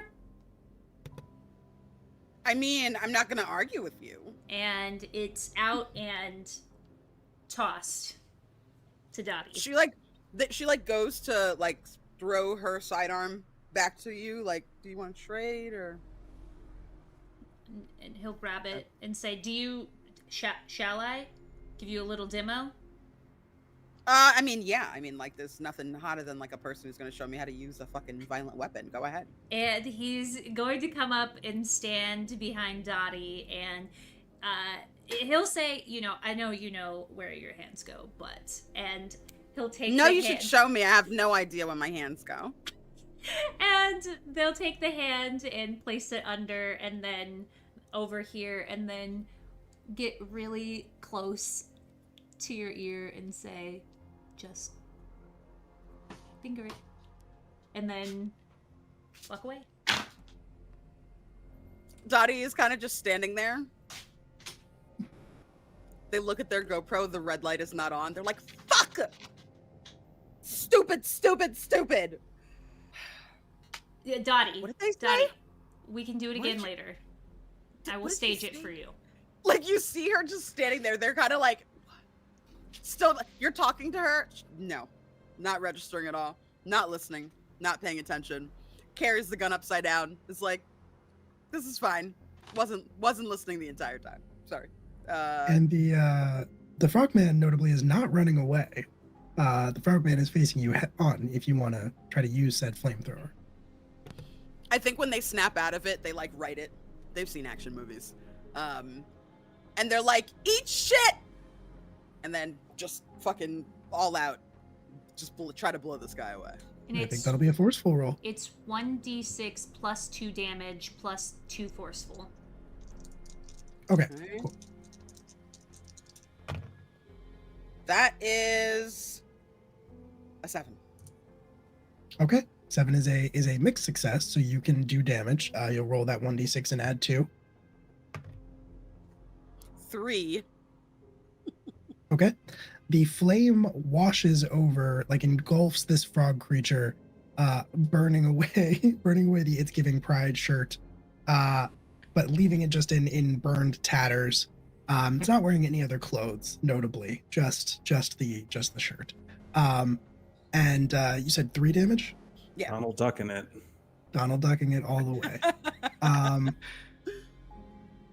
The flames wash over it, and it leaps out of them directly towards you, Dottie, where it is going to extend one powerful leg, and a kick. It is going to catch you dead in the chest. Ugh.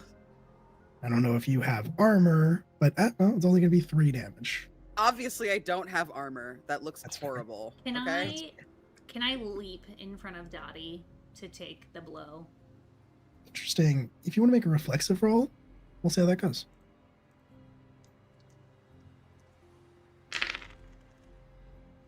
I rolled a 3, but I'd like to use, if I may, one of the auto successes. Well, who am I to argue with you? Absolutely, yes. You can absolutely jump in the way of Dottie and take this kick full on. So you would be taking 3 damage, Katie. Cool. I You've look protected half Dottie. dead. You've never been so sexy. I mean, thank you so much for your service. At this point, I will say, because everybody else is kind of involved in this in some way, shape, or form, Taco, you hear a menacing croak from behind you. Is this Frog and Toad are friends but deadly? Could be. That's what I Certainly that's what I could be. picture. You'll see as I pull out both of my pistols, and I'll turn around and say, "Whoever's out there, would you like to talk about it?" And then immediately start blasting. I know I'll save Okay. myself out. I'm sorry. No, you're fine. Materializing out of the shadows right before you pull the trigger is another frog man. This one is a little bit bulkier than the one that you're currently facing, not quite as tall. Mhm. Maybe has more of like a bullfrog kind of appearance. Is a lot more muscular up top also, and is wearing a shirt that says in pride colors, life, healing, sunlight, nature, harmony, spirit. Also from the 2024 Target Pride collection.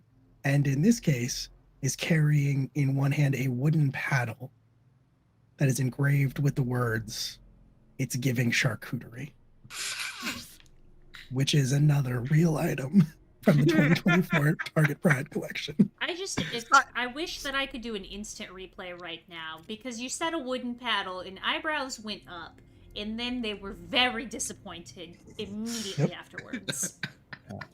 I've never been so betrayed by corporate pride. Can I say though, I would, if somebody out there can get that for me, is it the kind of paddle that can be used on a rump? You would Because have for to the ask right Julia. person- I've never seen it with my own eyes. Yeah, see, so for the right person, that could be a good time, little piggy. That I gotta look this up now. I'm just saying. If you're a queer and you're a little piggy, then you are giving charcuterie board, and that's adorable. I love that. Hey, chat. That's your If you're, truth, if you're a babe. little piggy, put F in the chat. Please, I need to know who you are. Candace just wants to talk. Drop your location. All right. So that's what you're currently facing down, Taco. I'll also say yes to Candace and what that looks like. I looked it up because I had to know. I had to know. Now you're Yes. cursed with knowledge. I am cursed with. I had to go through all the page, the first 2 pages, but I found it. And yes, I'm going to shoot at this frog that Fantastic. has 2 items from the 2024 Pride Collection from Target. Absolutely. That's gonna be a forceful roll. So like, okay. Forceful roll, let's go. That is going to be a 9 for me. Ooh. Okay. Very cool. You unload your weapons at this frog man, striking him several times. Go ahead and roll your damage, which should be listed with whatever trade gave you your weapons. Yep. So I'm going at it with 2 pistols. Do I roll 2d6 or just the one? I think just the one. Okay, then it's going to be a 5. Okay, very cool. Very, very cool. Yeah, the frogman gets hit with the bullets. Some of them you notice ricochet off of the frogman's thick skin. But some of them do penetrate, and you see him start to bleed frog blood. But he, in turn, will leap forward into the gunfire, taking some of the hits, some of them ricocheting off into the woods, and strike you full force with that paddle. And you are gonna take 1 point. 6 points. And I'm dead. All right. Oh. An unfortunate side effect of the system. We made it most of the way through without anybody dying, which is extremely impressive. This could also be a very good time, Justin, for a backup character of yours to materialize from the shadows, since you were sent on that secondary assignment. For sure. So at this point, as Taco goes down from a beating with a charcuterie. Yes. It's how he You'll would have s- wanted to go. Oh my god. As long as the toad says it's giving slay, as he says so. You'll see a woman pop out and she'll yell out, "Taco, no!" and just begin starting to engage. As you'll see as the camera goes into like the action comic book style, it's like of the codename Fallen Maiden, as she begins to start shooting at him. Fantastic. I love that for you. You all have unfortunately seen your comrade go down, but somebody new has arrived to help. Does anybody want the spotlight? You've got the one frogman that got blasted with a flamethrower. You've got the one frogman who is bleeding from the bullets that Taco fired into him. Wants to do something. Can I grab one and use it like a club to hit the other one? I'm open to it. I think that I'll would roll. be. Yeah. Oh, yeah. We would have to roll. I think it's going to be a series of 2 rolls to do Okay. this. The first one is going to be reflexive because that covers precision. You're Great. gonna have to grab one of them, and then it'll be a forceful roll after that to see if you can actually hit. But first, let's see how you do on that reflexive roll. All right. Ooh, that is a 11. Ah. Fantastic, full success. You can absolutely grab. Are you grabbing? I assume you're grabbing the one that tried to kick you. Were you back? Yeah, they tried to kick me, and I'll say something like, "All right, there, Bucko, take a chill pill," because he was recently on fire, That's true. and and then Very I will good. make the force roll. That's a snake eyes +1, so that's a 3. Okay, that is a 3. You I have a spin. You war die grab. apparently. Do I get to reroll something with that, or You can, yeah, if you want to. You can Right. roll a d6 and replace one of those numbers. great? So I'll replace one of the ones with another one. So it's Does still happen. a The dice are 3. unkind. The dice are unkind sometimes. It's I okay. do think we're getting a little bit late and we still have a boon in play. I do think this would be a good opportunity to maybe say that this particular frogman is swooning so hard at the sight Yes. of Giant Wolf Joe Did that just sweep him off his feet. you sweep him right off his feet and he does not put up a fight. Yeah, So, so as he does not put up a fight, I'll say something like I saw on late night television, sashay away, gay, and smack him into the other one. so good. I love that for you. I think we'll call that a D8 of damage. Oh, a Why don't you go ahead? D8. Oh god. Do I Yeah. have one of those on me? Can I roll a D6 plus 2? 'Cause, Yeah. Absolutely, you can. yeah, so that'll be a 6. So the 4 plus 2. All right, fantastic. Yeah, 6 damage. So you hit the larger bullfrog with the smaller one, knocking him completely off his feet. Are you continuing to hold this one that you have like a club, or are you letting him go? I think for theater of the mind, I think I'll have thrown him. Yeah. Like a frog shuriken. Makes perfect sense. They strike each other. They get knocked off of their feet, fall backwards, nearly out of view. Would like to do something. I would like, if I may, to honk at my good geese to see if they're still in the area. You know, I've never heard of a goose eating a frog before, but maybe these geese are extra hungry. Sounds real. Yeah. Sounds real. Yeah, roll with creative. As you honk into the night. I rolled a 7. Okay, 7 is mixed. So I think again, this case they're gonna want something from you. The geese are gonna want something from you, and I think the geese are still in the area because, as we all know, geese once they've tasted blood, they never let go of a target. They never stop hunting. Ah, Story So checks out. I think that they demand that they will help you confronting the frogmen, but after that is settled, there will be a blood Uh, sacrifice to be had. I think their strongest goose champion will have to face Joe the werewolf in single combat.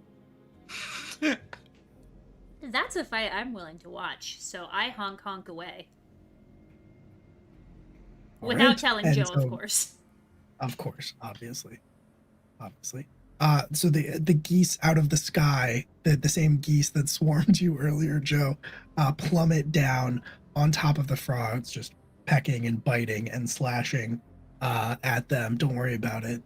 And at the very least, they seem distracted. They are definitely taking damage as well from this happening. But you also find yourselves with a pretty good opportunity if you take it. I know that Justin, you said your new character was just coming in guns blazing.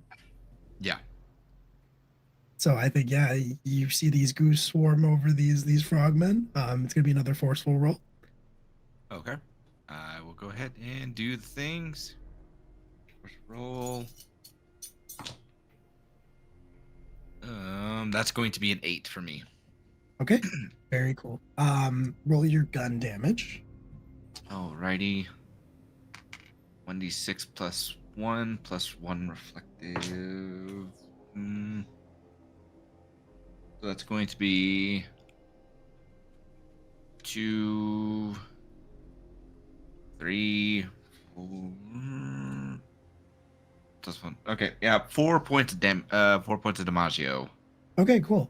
Yeah, you unload into the frogs. The geese, one of the bullfrog like man with the thicker skin, kind of starts to like try to pull himself out of the geese pile and tries to like hop away. The other one, you're pretty sure you've killed. In fact, I think you can see you get an opening amidst all of the geese panic, and you line up your shot, you take it, and you can see where the bullet just hits him right between his frog eyes. And he is dead. He goes down. But the bullfrog man is attempting to leap away in panic, covered in wounds. Yes, I would like to try and fry him. with the flamethrower. Yeah. Love that. Love that a lot. I think maybe in this case we'd call that reflexive. Do we have an auto success or anything? No. I think we used them both. Okay. I got a 4. That's fine. That is totally fine. If he does leap away, however, I still have a small grenade that I can throw at him on his way out. Ooh, okay, cool. Yeah, I dig that. So, yeah, you were distracted when Gady was trying to teach you how to use that flamethrower. Yeah. So for some reason, it's just not quite working the way that you thought it would. And you just kind of blast fire across the forest floor, igniting some underbrush, nothing serious. But the frogman will leap into the air to avoid the flames that you were blasting at the ground. If you want to try to follow that up with a grenade throw, I would. you can certainly do that. All right. Go ahead. That is 7. Okay, cool. Very cool. I think, yeah, in this case, does your grenade have a damage listed? My grenade is 1d6 damage. May I propose the complication? Yes. Since she has thrown a spherical thing, can I just instinctively leap after it to try and catch it? You know what? Yeah, we're yes and shit. here. No! So, You 6 no, damage? it's bad, it's bad, it's bad. Good, I love it. Kill me. we're yes anding. You throw the grenade. The grenade strikes the frogman dead on. But what you weren't expecting was by tossing this ball appearing object, you've attracted Joe the werewolf. What was that damage, Candace? 6. I lived. I Joe, feel just like before your jaws can close on that grenade, it goes off in your face. Yeah. It sends you flying backwards. You hit a tree. Very Daffy Duck-esque, I think. It's just like everything completely back, but I'll go like Skittles, head over heels, back into the woods. I feel You're like alive. Paid Point takes like a real strong hit off of their pen and just is like, I've seen some shit now. I need to blog about this. My TikTok followers are gonna love it, but I'm gonna also I hope he's okay. Blog is short for weblog. Oh my god, you're fine. Oh! I'm gonna press the on button for her this time. Oh my god. So I had a near-death experience, and she just like launches back into it.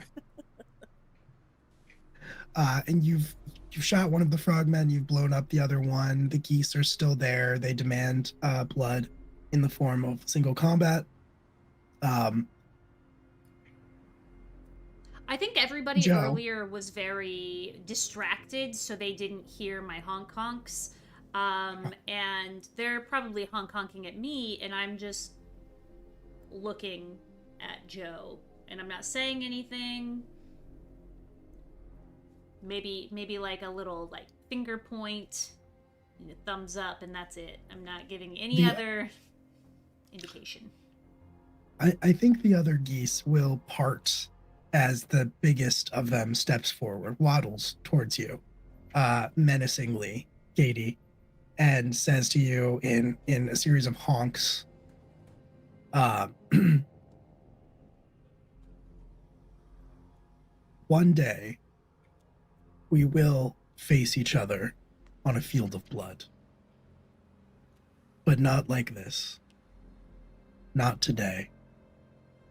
I want him when he's at his best.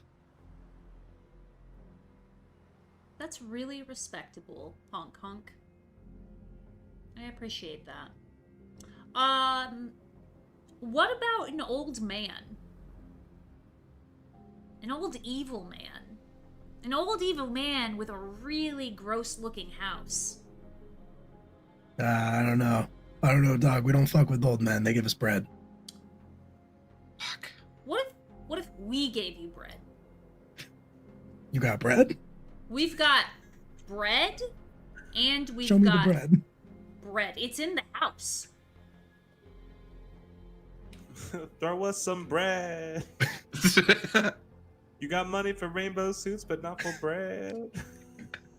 They honk amongst themselves for a few seconds. They confer amongst themselves, and finally they turn back to you, and the biggest of the geese says, bring us the bread, and we will fight at your side. Cool. Huddle, everyone, huddle, quick. Everyone remember to put in their PTO. Shit. No. And you're going to see as they turn around and they just like furiously put their PTO request into their phone. Okay, the geese will fight with us if we give them the bread. And now I'm not sure if they're hungry or if they're hungry for money. So I think if we can just bring them both, they'll help us take him down. And also probably shit on the house. And I think that's an kinda added fun. bonus. Yeah. Yeah. I mean, hopefully both. Who's this? Also, there's a new person here. Oh, fuck. Where's Taco? Oh, fuck. Taco died. Who are you? Taco died? Who's gonna Yes. feed us delicious treats now? Do you have treats? I do not. He was the one that always had the tacos. Though I never asked where he got them from. What's the point no. of you if you don't have snacks? That was my husband. Duh. I'm sorry.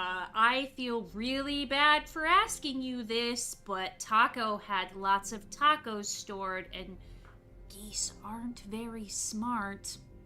Do you think that we could just take the tortillas?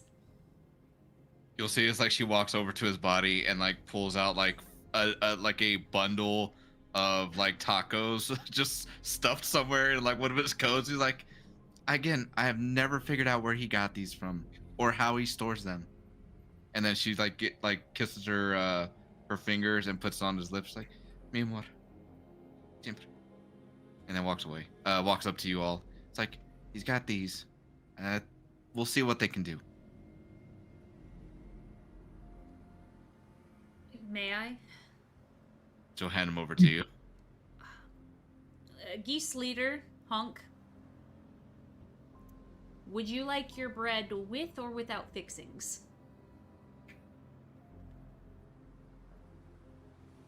We are open to negotiations. It's the most civil goose I ever heard of. What is that you have there?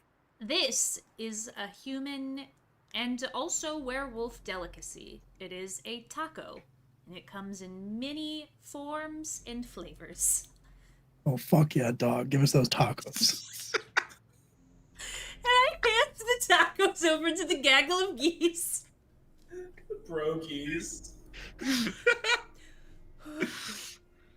They descend on the tacos. They start ripping them apart, feasting on these tacos.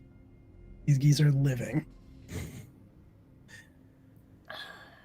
And then finally, if you're just standing there watching that, the geese turn to you all as one and drop into like deep geese bows, like they bow their heads towards the grounds, and they say, "We pledge our lives henceforth to your mission." I think you see a single tear come down Gady's face, and they don't even wipe it away. They're proud. So Taco was kind of leading the charge. Dottie, nope. You? No, I was going to say, I've only been watching you guys from afar. I've been trying to understand what the hell you've been doing. I think that makes most of us. I don't think you should give it to me. I'm not very good at delegating. Anyone but Joe. Joe starts bounding towards the house. I think Joe is just in charge. I'm gonna go. I'm just gonna follow him. Yeah. By the way, Gady, nice to meet you. Marie, nice to meet you. And she'll shake your hand. You'll also see, like, she is long black hair, dark skinned as well. She has a bulletproof vest on with like a tight black shirt and gloves on, and she has cargo pants too. You'll see like a couple magazines attached to them as you like take a look at her. Our first actual operative-looking operative. What do you Taco looks mean? like an These operative. totally Also look left like cargos. operatives. Come on. We'll give a wave to the geese and follow after Joe. This is like such a missed opportunity that we never said that Taco got a different taco tattoo for every target he's ever killed. Damn. I never even thought about that. His arm covered in tacos. Right. We could retcon it. We'll fix it in post. Yeah. It's fine. Incredible. So it sounds like you and your goose army are heading for the house. Fantastic. As you approach it, it does seem things seem a little bit out of the ordinary, mostly because it is so dark and it is so quiet, and nothing else in this compound has been. Everything else has been very active. There are guards. There were these weird mutant frogmen that you saw. I think in this case, maybe somebody makes a tactical roll.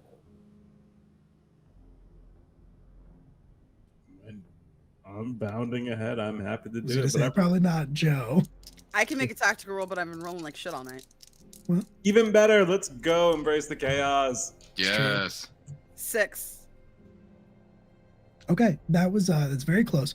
I don't think you find an answer to what seems so strange here, what it is that's like raising your hackles and setting your senses off, but I do think you might notice, Dottie, there's a like one of those low sort of storm drain like windows set probably where the basement of this house is, and you can see a strange muted green light emanating from that where there is no other light anywhere in this house. I feel like there's something fucked up down there because there's like a weird like Ninja Turtle green situation emanating from there. So like, can I, if I'm in charge, which that's fucking ridiculous, can you just jump in there, just like throw your wolf and your lupine body like through the glass and just get inside that situation? Yeet self. That is, I'm a good Into the boy. glass? Yeah, through the I mean, glass. that's certainly a forceful roll. Let's go. That is a 4. Fantastic.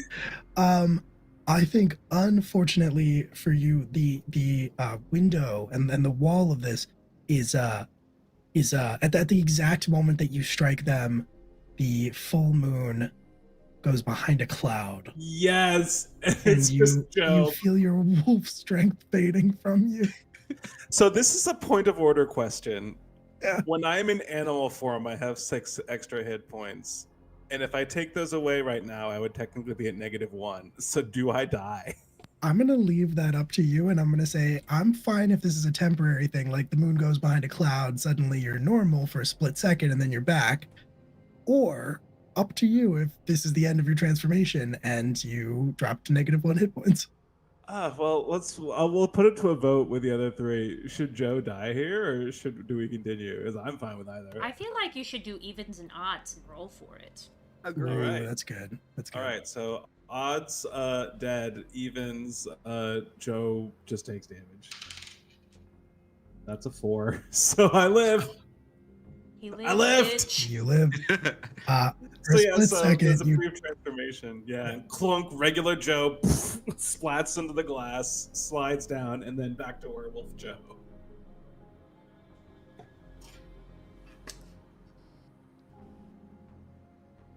Oop, did I freeze? Sorry. no, No. you're good. You're good. I think everybody is spellbound by Okay. that image.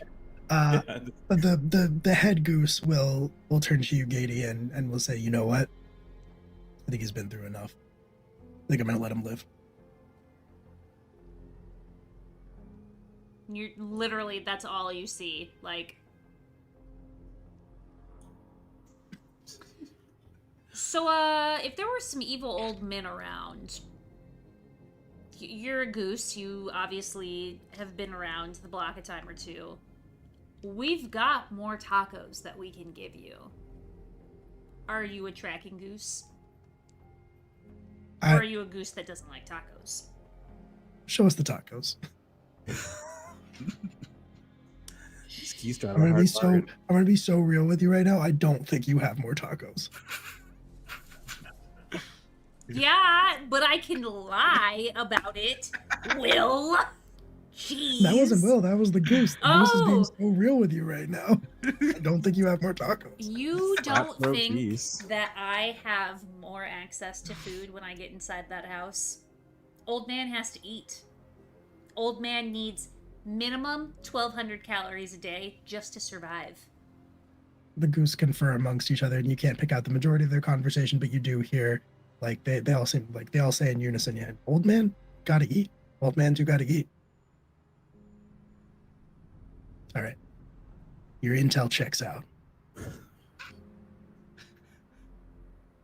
We'll see what we can do. Goose speed. And yeah, I think that they will set about sort of like sniffing out the ground, the earth in front of this window and the house itself, and then all kind of take off, waddling at full speed towards the door of the house, which is definitely locked and secured, but stands not a chance against the might of an oncoming flock. And they just fully sort of knock it down, enter the house, and start making their way through it, serpentining almost their way through this house, in the direction of the trail that they're following. Are y'all following after the geese? Yes. Can I also invoke my accountant move? To heal yourself, or No, I've just already do done something that. else? So Okay. I have a once permission accountant move where I can ask the referee where and how a given entity is spending its money and receive an honest answer, including offshore accounts, tax write-offs, and employee embezzlement. How, based on the Fascinating. quality of this ugly house, how does Lord Byron Edward Raget make his ill-begotten money? That is an excellent question. How does he make his money? Yeah, You I can ask tell. where and how a given an entity is spending its Yeah. money because I'm an accountant. I'm an accountant. Oh, he's old money. Oh, okay. He's a nepo baby for sure. He's fully just, his parents were loaded. Now he's loaded. In terms of how he is spending it, though, I think that you do spot, as you enter the house following after the geese, you do spot sort of a side table with some letters, some pieces of mail. Amidst them, you see a bill, an electrical bill, which, you quickly stop. You kind of like split the top open with a claw, pull out the piece of paper delicately. And you can see that his energy bill is enormous, even probably larger than, like, you've seen the Pride facilities energy bill. This one's even higher.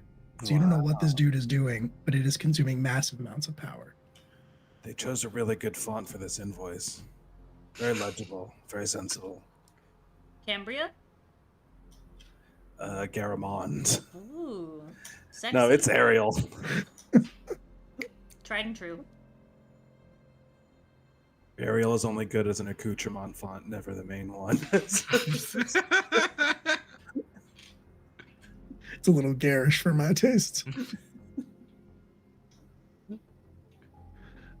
So yeah, you get that information with your accountant. Yep, that's my once per mission. If I'm gonna die, I might as well use my accountancy skills. Absolutely, you might as well. Following the geese through the house, they lead you towards a door that they sort of similarly throw themselves against, except this time that door holds fast. This door is something about it is incredibly well fortified. The geese can't even get through it, which is saying something. Did we pass a kitchen or a pantry on the way to this door? Also, yes, I'm you absolutely just pass a very large kitchen. going to, like, arm on the counter, just knock all of the food over, throw open the cabinets, throw open the refrigerator, and say, Goose Gang! And I'm just gonna, like, show them the food that is around them. And the head goose in charge throws his head back and honks out a very passionate, "My brothers, we feast." In my headcanon, they're all saying tacos, tacos, tacos, tacos, tacos, 100%, even though they're yeah. definitely not eating tacos. Right. But that's just All what they food is think it is now. tacos. Yeah. And that's the legacy of taco. Oh. Rip.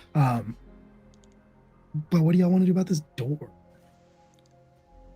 I'm gonna look at the demolitions expert.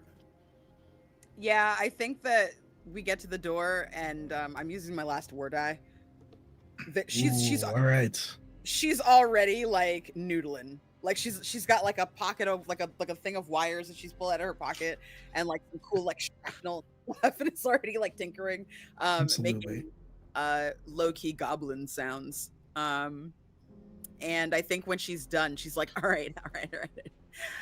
The day has been too much fun, but there's no such thing as too much fun, so get the fuck out of the way. And it like she secures it with like some bubble gum from her blow pop that she has eaten, and just smacks it on the wall, and then like dives behind the door so that they're like in the hallway. Fantastic. Yeah, you dive out of the way. Everybody, I assume, does so because this one's not ball shaped. I make No. sure that I put like a little sound effect in it that is whatever golf courses use to repel geese, Ooh, okay. so that they're Perfect. not in And I danger. think- They don't go over there. Perfect. Mhm. Perfect. And this is a tactical roll because you're using. Oh no, sorry, you're spending a war die, right? I spent a war die to make the tiny explosive.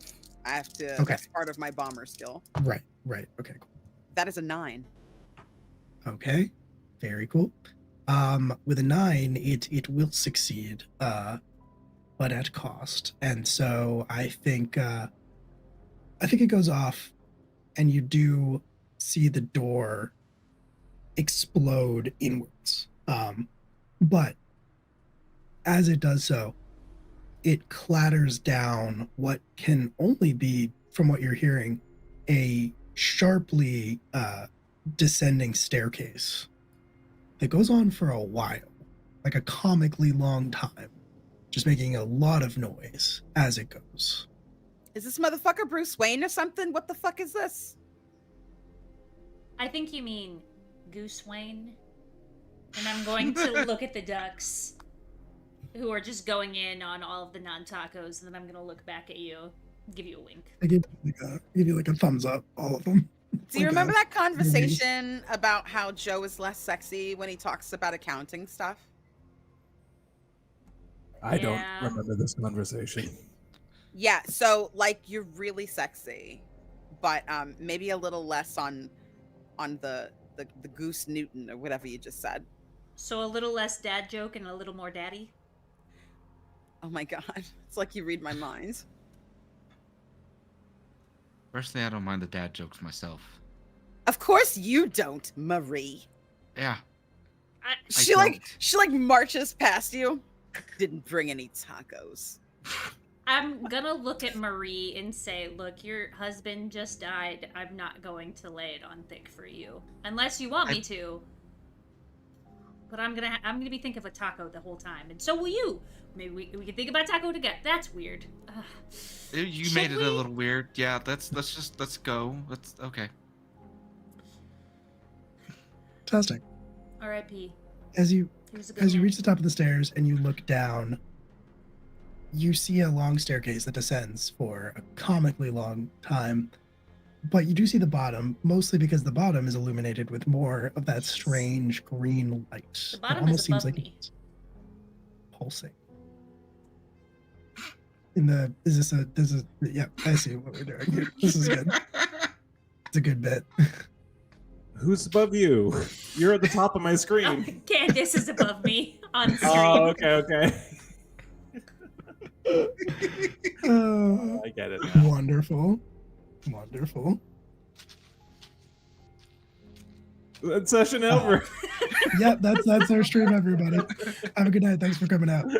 We can't top that. All right. You do see that same green pulsing light. When I you look think- down. I proceed with caution. I'm supposed to be leading for some reason. 100%. So very like sticking to the wall. Go down This the may stairs. come as a surprise to no one, but I am not proceeding with caution because I'm also, as a wolf, I believe I'm colorblind.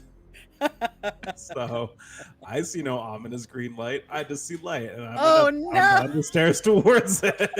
It's like it's totally fine. It's all right. It's all good. It's totally fine. Joe.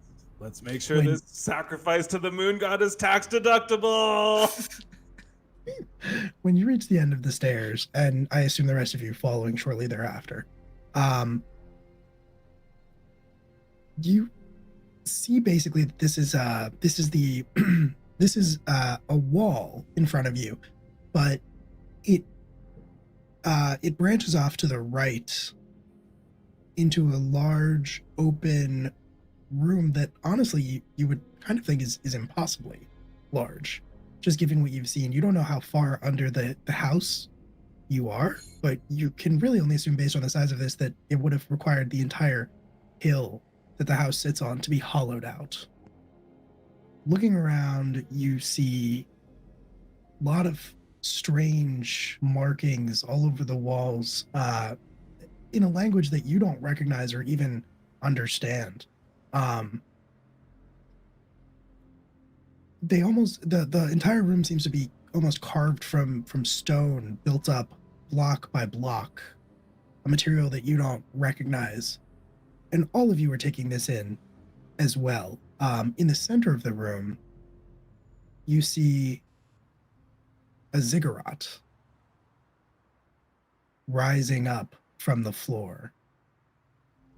At the top, there is an object of some kind, but it is shining with such incredibly potent green light, or just light if you're Joe, that you can't even begin to make out what it is, what it looks like truly. Next to that, standing at the top of the ziggurat, is a man wearing some kind of robe. His back is to you. You can't really get a good look at him.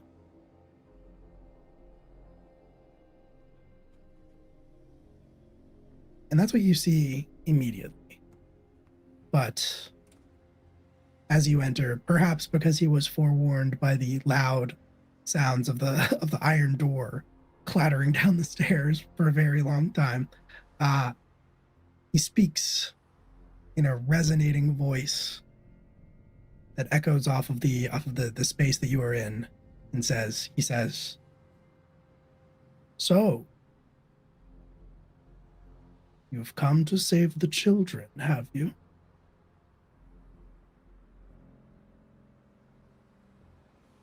What? Yes. You all were here for children?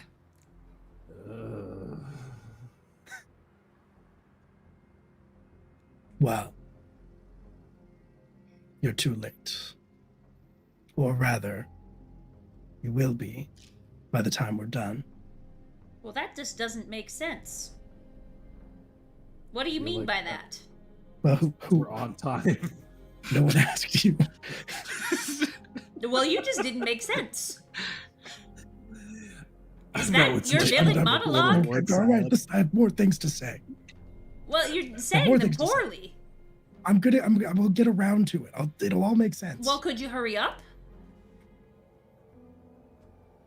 None of you understand what is at work here.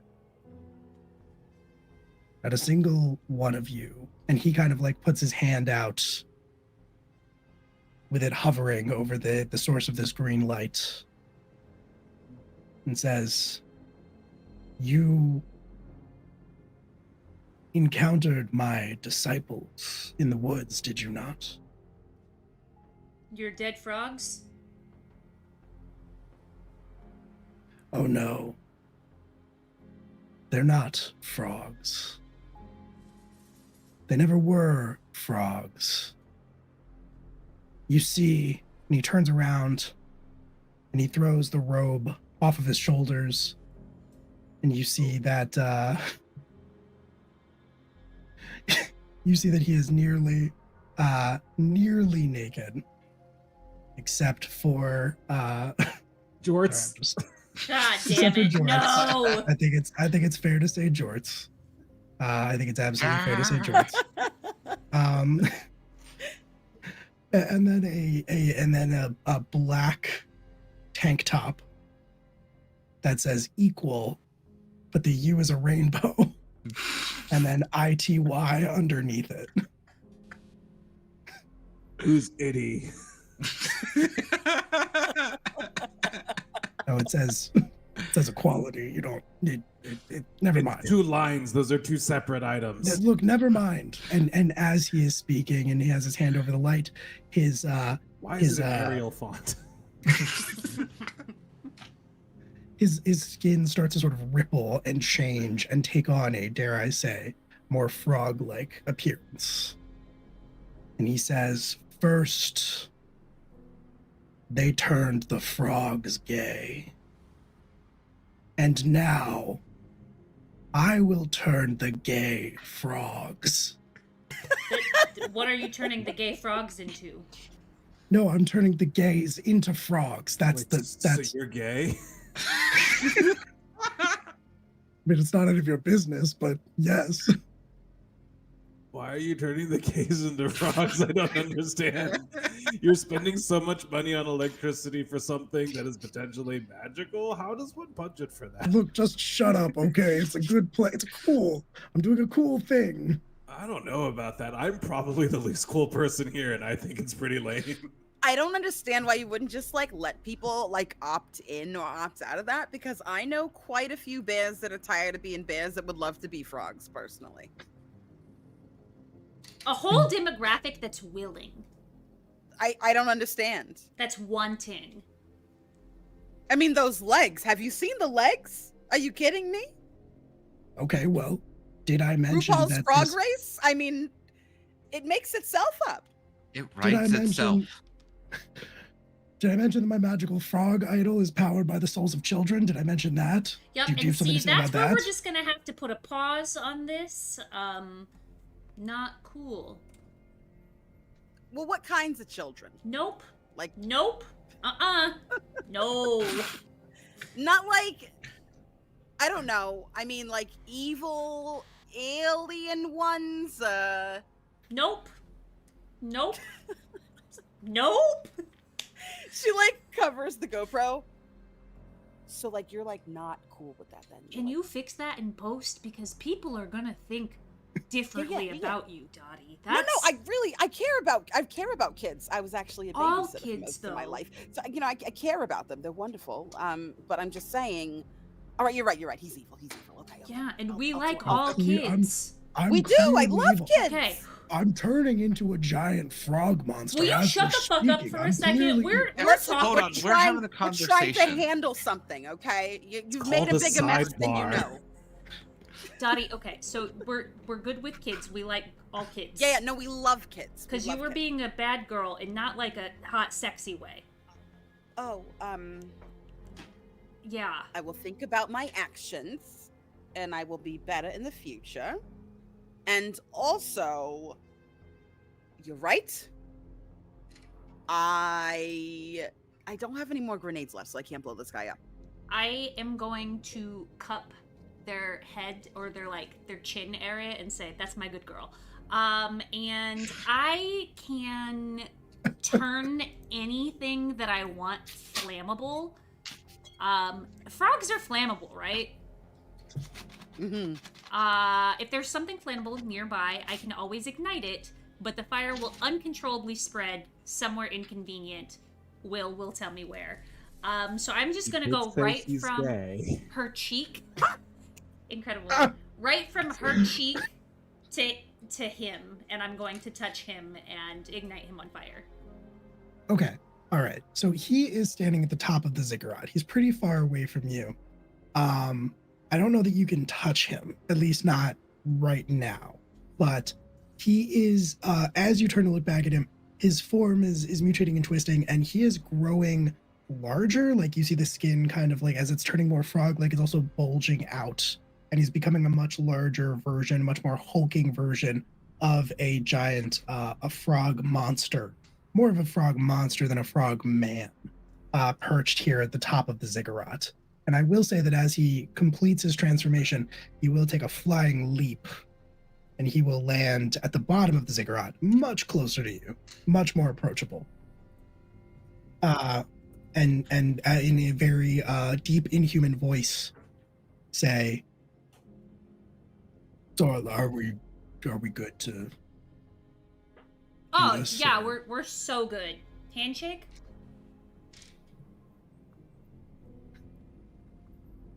You know what? Roll with creative. I rolled an 8. An 8 Can I help? is... Ooh, I do there a have way I a war can die help? left from the very beginning when we were on the helicopter. I never used it. Oh, You should all definitely right. use that. Yeah, If you got an 8, you can get a +2, which will give you a 10. I do have that a is true. 10 on the die. 10 is a perfect success. And so he says, well, that is very flirting. Not flirting, sorry. That is very, God, what word was I thinking of? Fitting? I'm going to Fitting? tuck some... Sporting. Actually, I don't have hair because it's Liberty Spikes. So I'm going to pretend to tuck hair behind my ear and say, "Do you want it to be?" And I'm going to walk even more forcefully with my hand extended. Wow, sorry, I just had a really long day. I meant to say sporting. I said flirting. Freudian slip, I guess. But yeah, I'll shake your hand.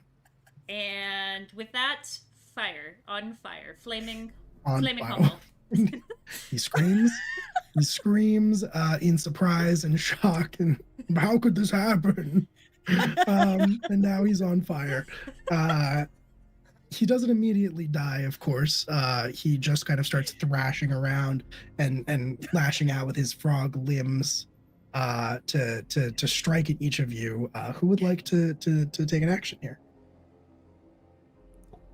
I'm gonna clamp down on one of those frog legs with my teeth. Hell yeah. Hell yeah. Roll with forceful. And I think, hell yeah, that is gonna be a 10. And I'll say something like, "Oh, I'm tired. Insert frog pun here." Incredible. That's a 10, you said? A 10. Perfect. Yeah, so you bite him. He is very distracted by the fact that he is on fire. Roll your wolf damage, d6. D6, that's gonna be a whopping 1. Okay.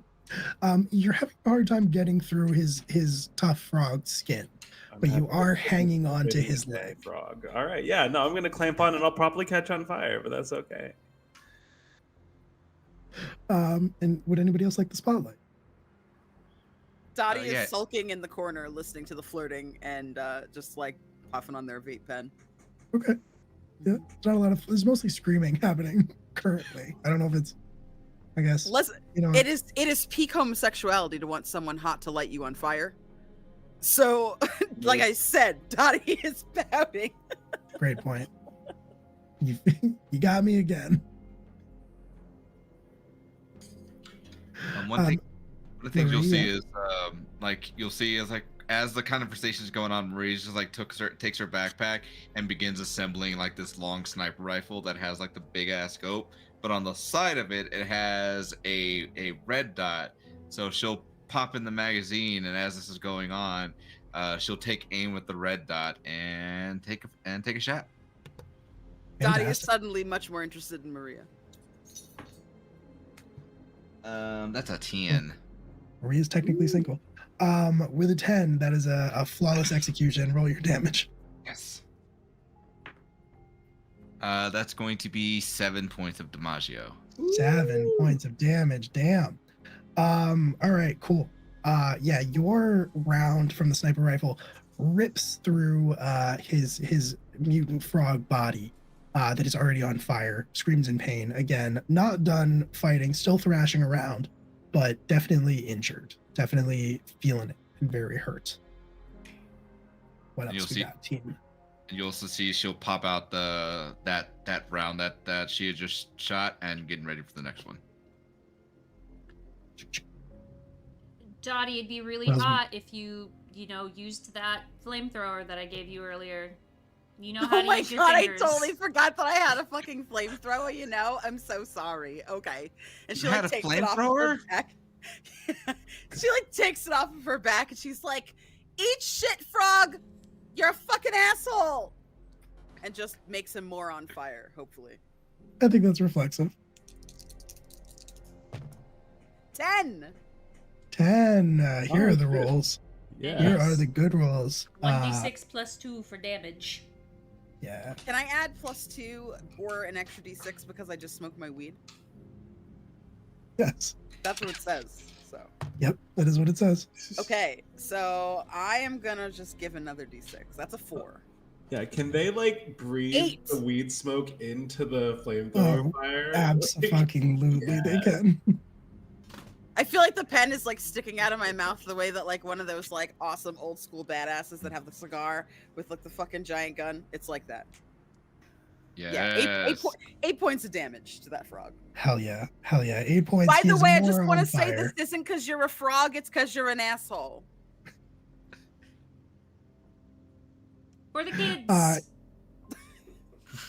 Because he is more on fire than he ever has been before in his life or ever will be again, most likely. But he is not quite done fighting. He's slowing down for sure. But he's still on his feet. He hasn't made all his 4 of final them. croak. He's not croaked yet. Hmm. Can I... The geese. Are they done eating? Can I hear their thoughts? Do you want to summon them? Yes. Okay. Honk honk. Frog legs downstairs. Buffet. Come and get your hot frog legs. All right. One last creative roll from you, Jess. Please God.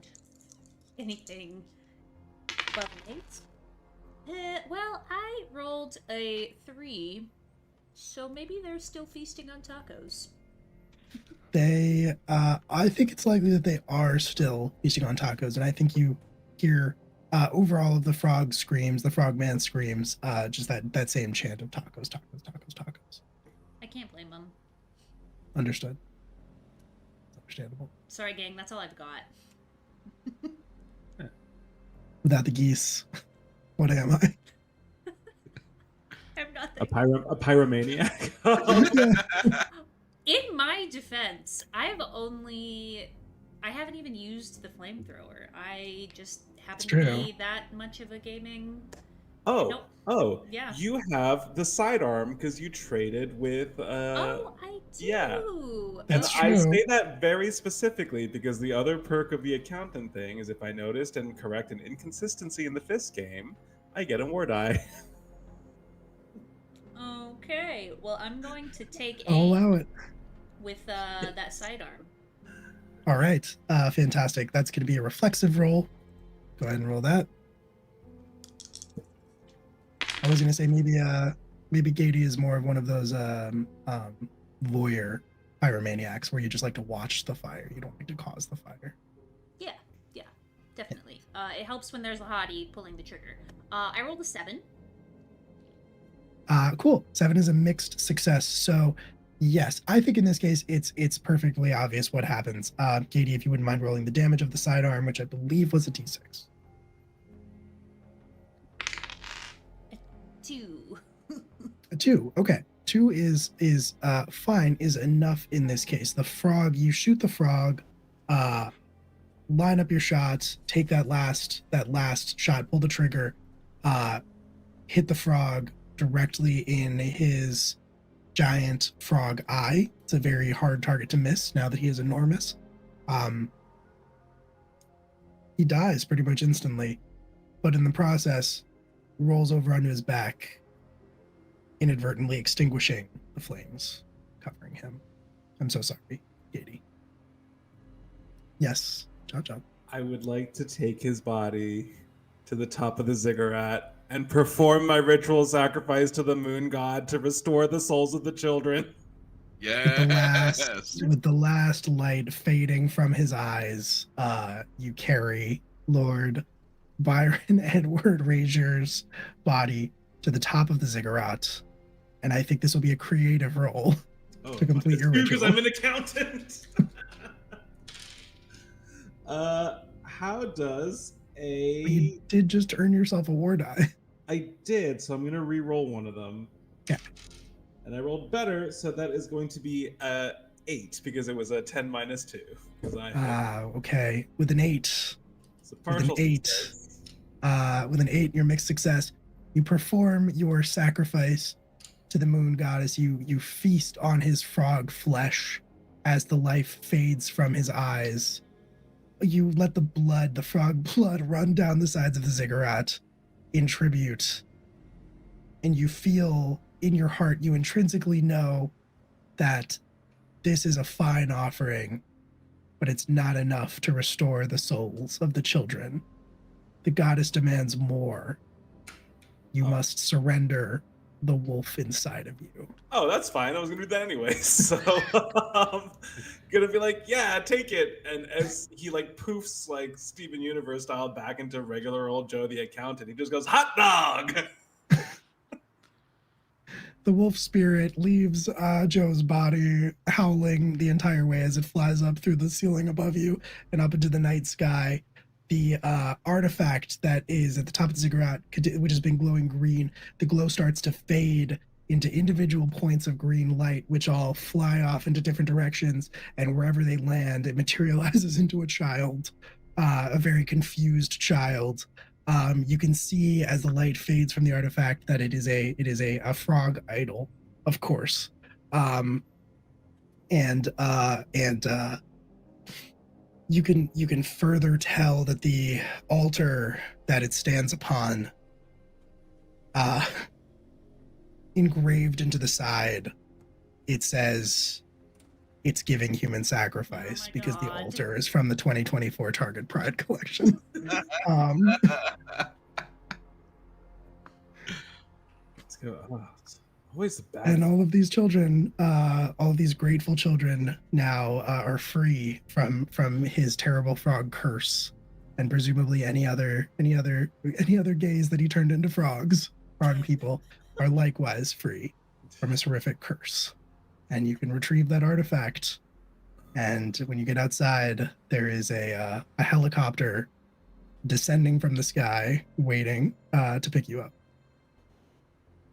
as you have completed your mission, Agents of Pride. There's also helicopters picking up the kids, right?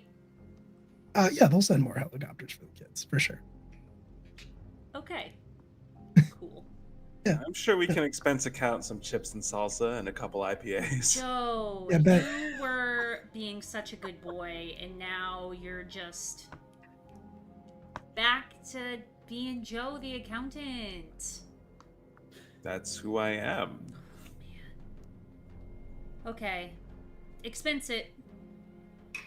Dottie gives up their seat on the first round of the flight for the children, and then talks about it to all of their followers. So that I they know was they gonna did something say- nice today. I was going to say, when you walk out of the house with all of these children behind you and the single helicopter is descending, Angelina Cabot, your boss, is kind of leaning out the side, and she sees all the kids, and she looks at you, Joe, and she says, helicopter budget makes sense now, doesn't it? Ooh. Burn. I'm sure kids would have loved a train ride through the Oregon countryside.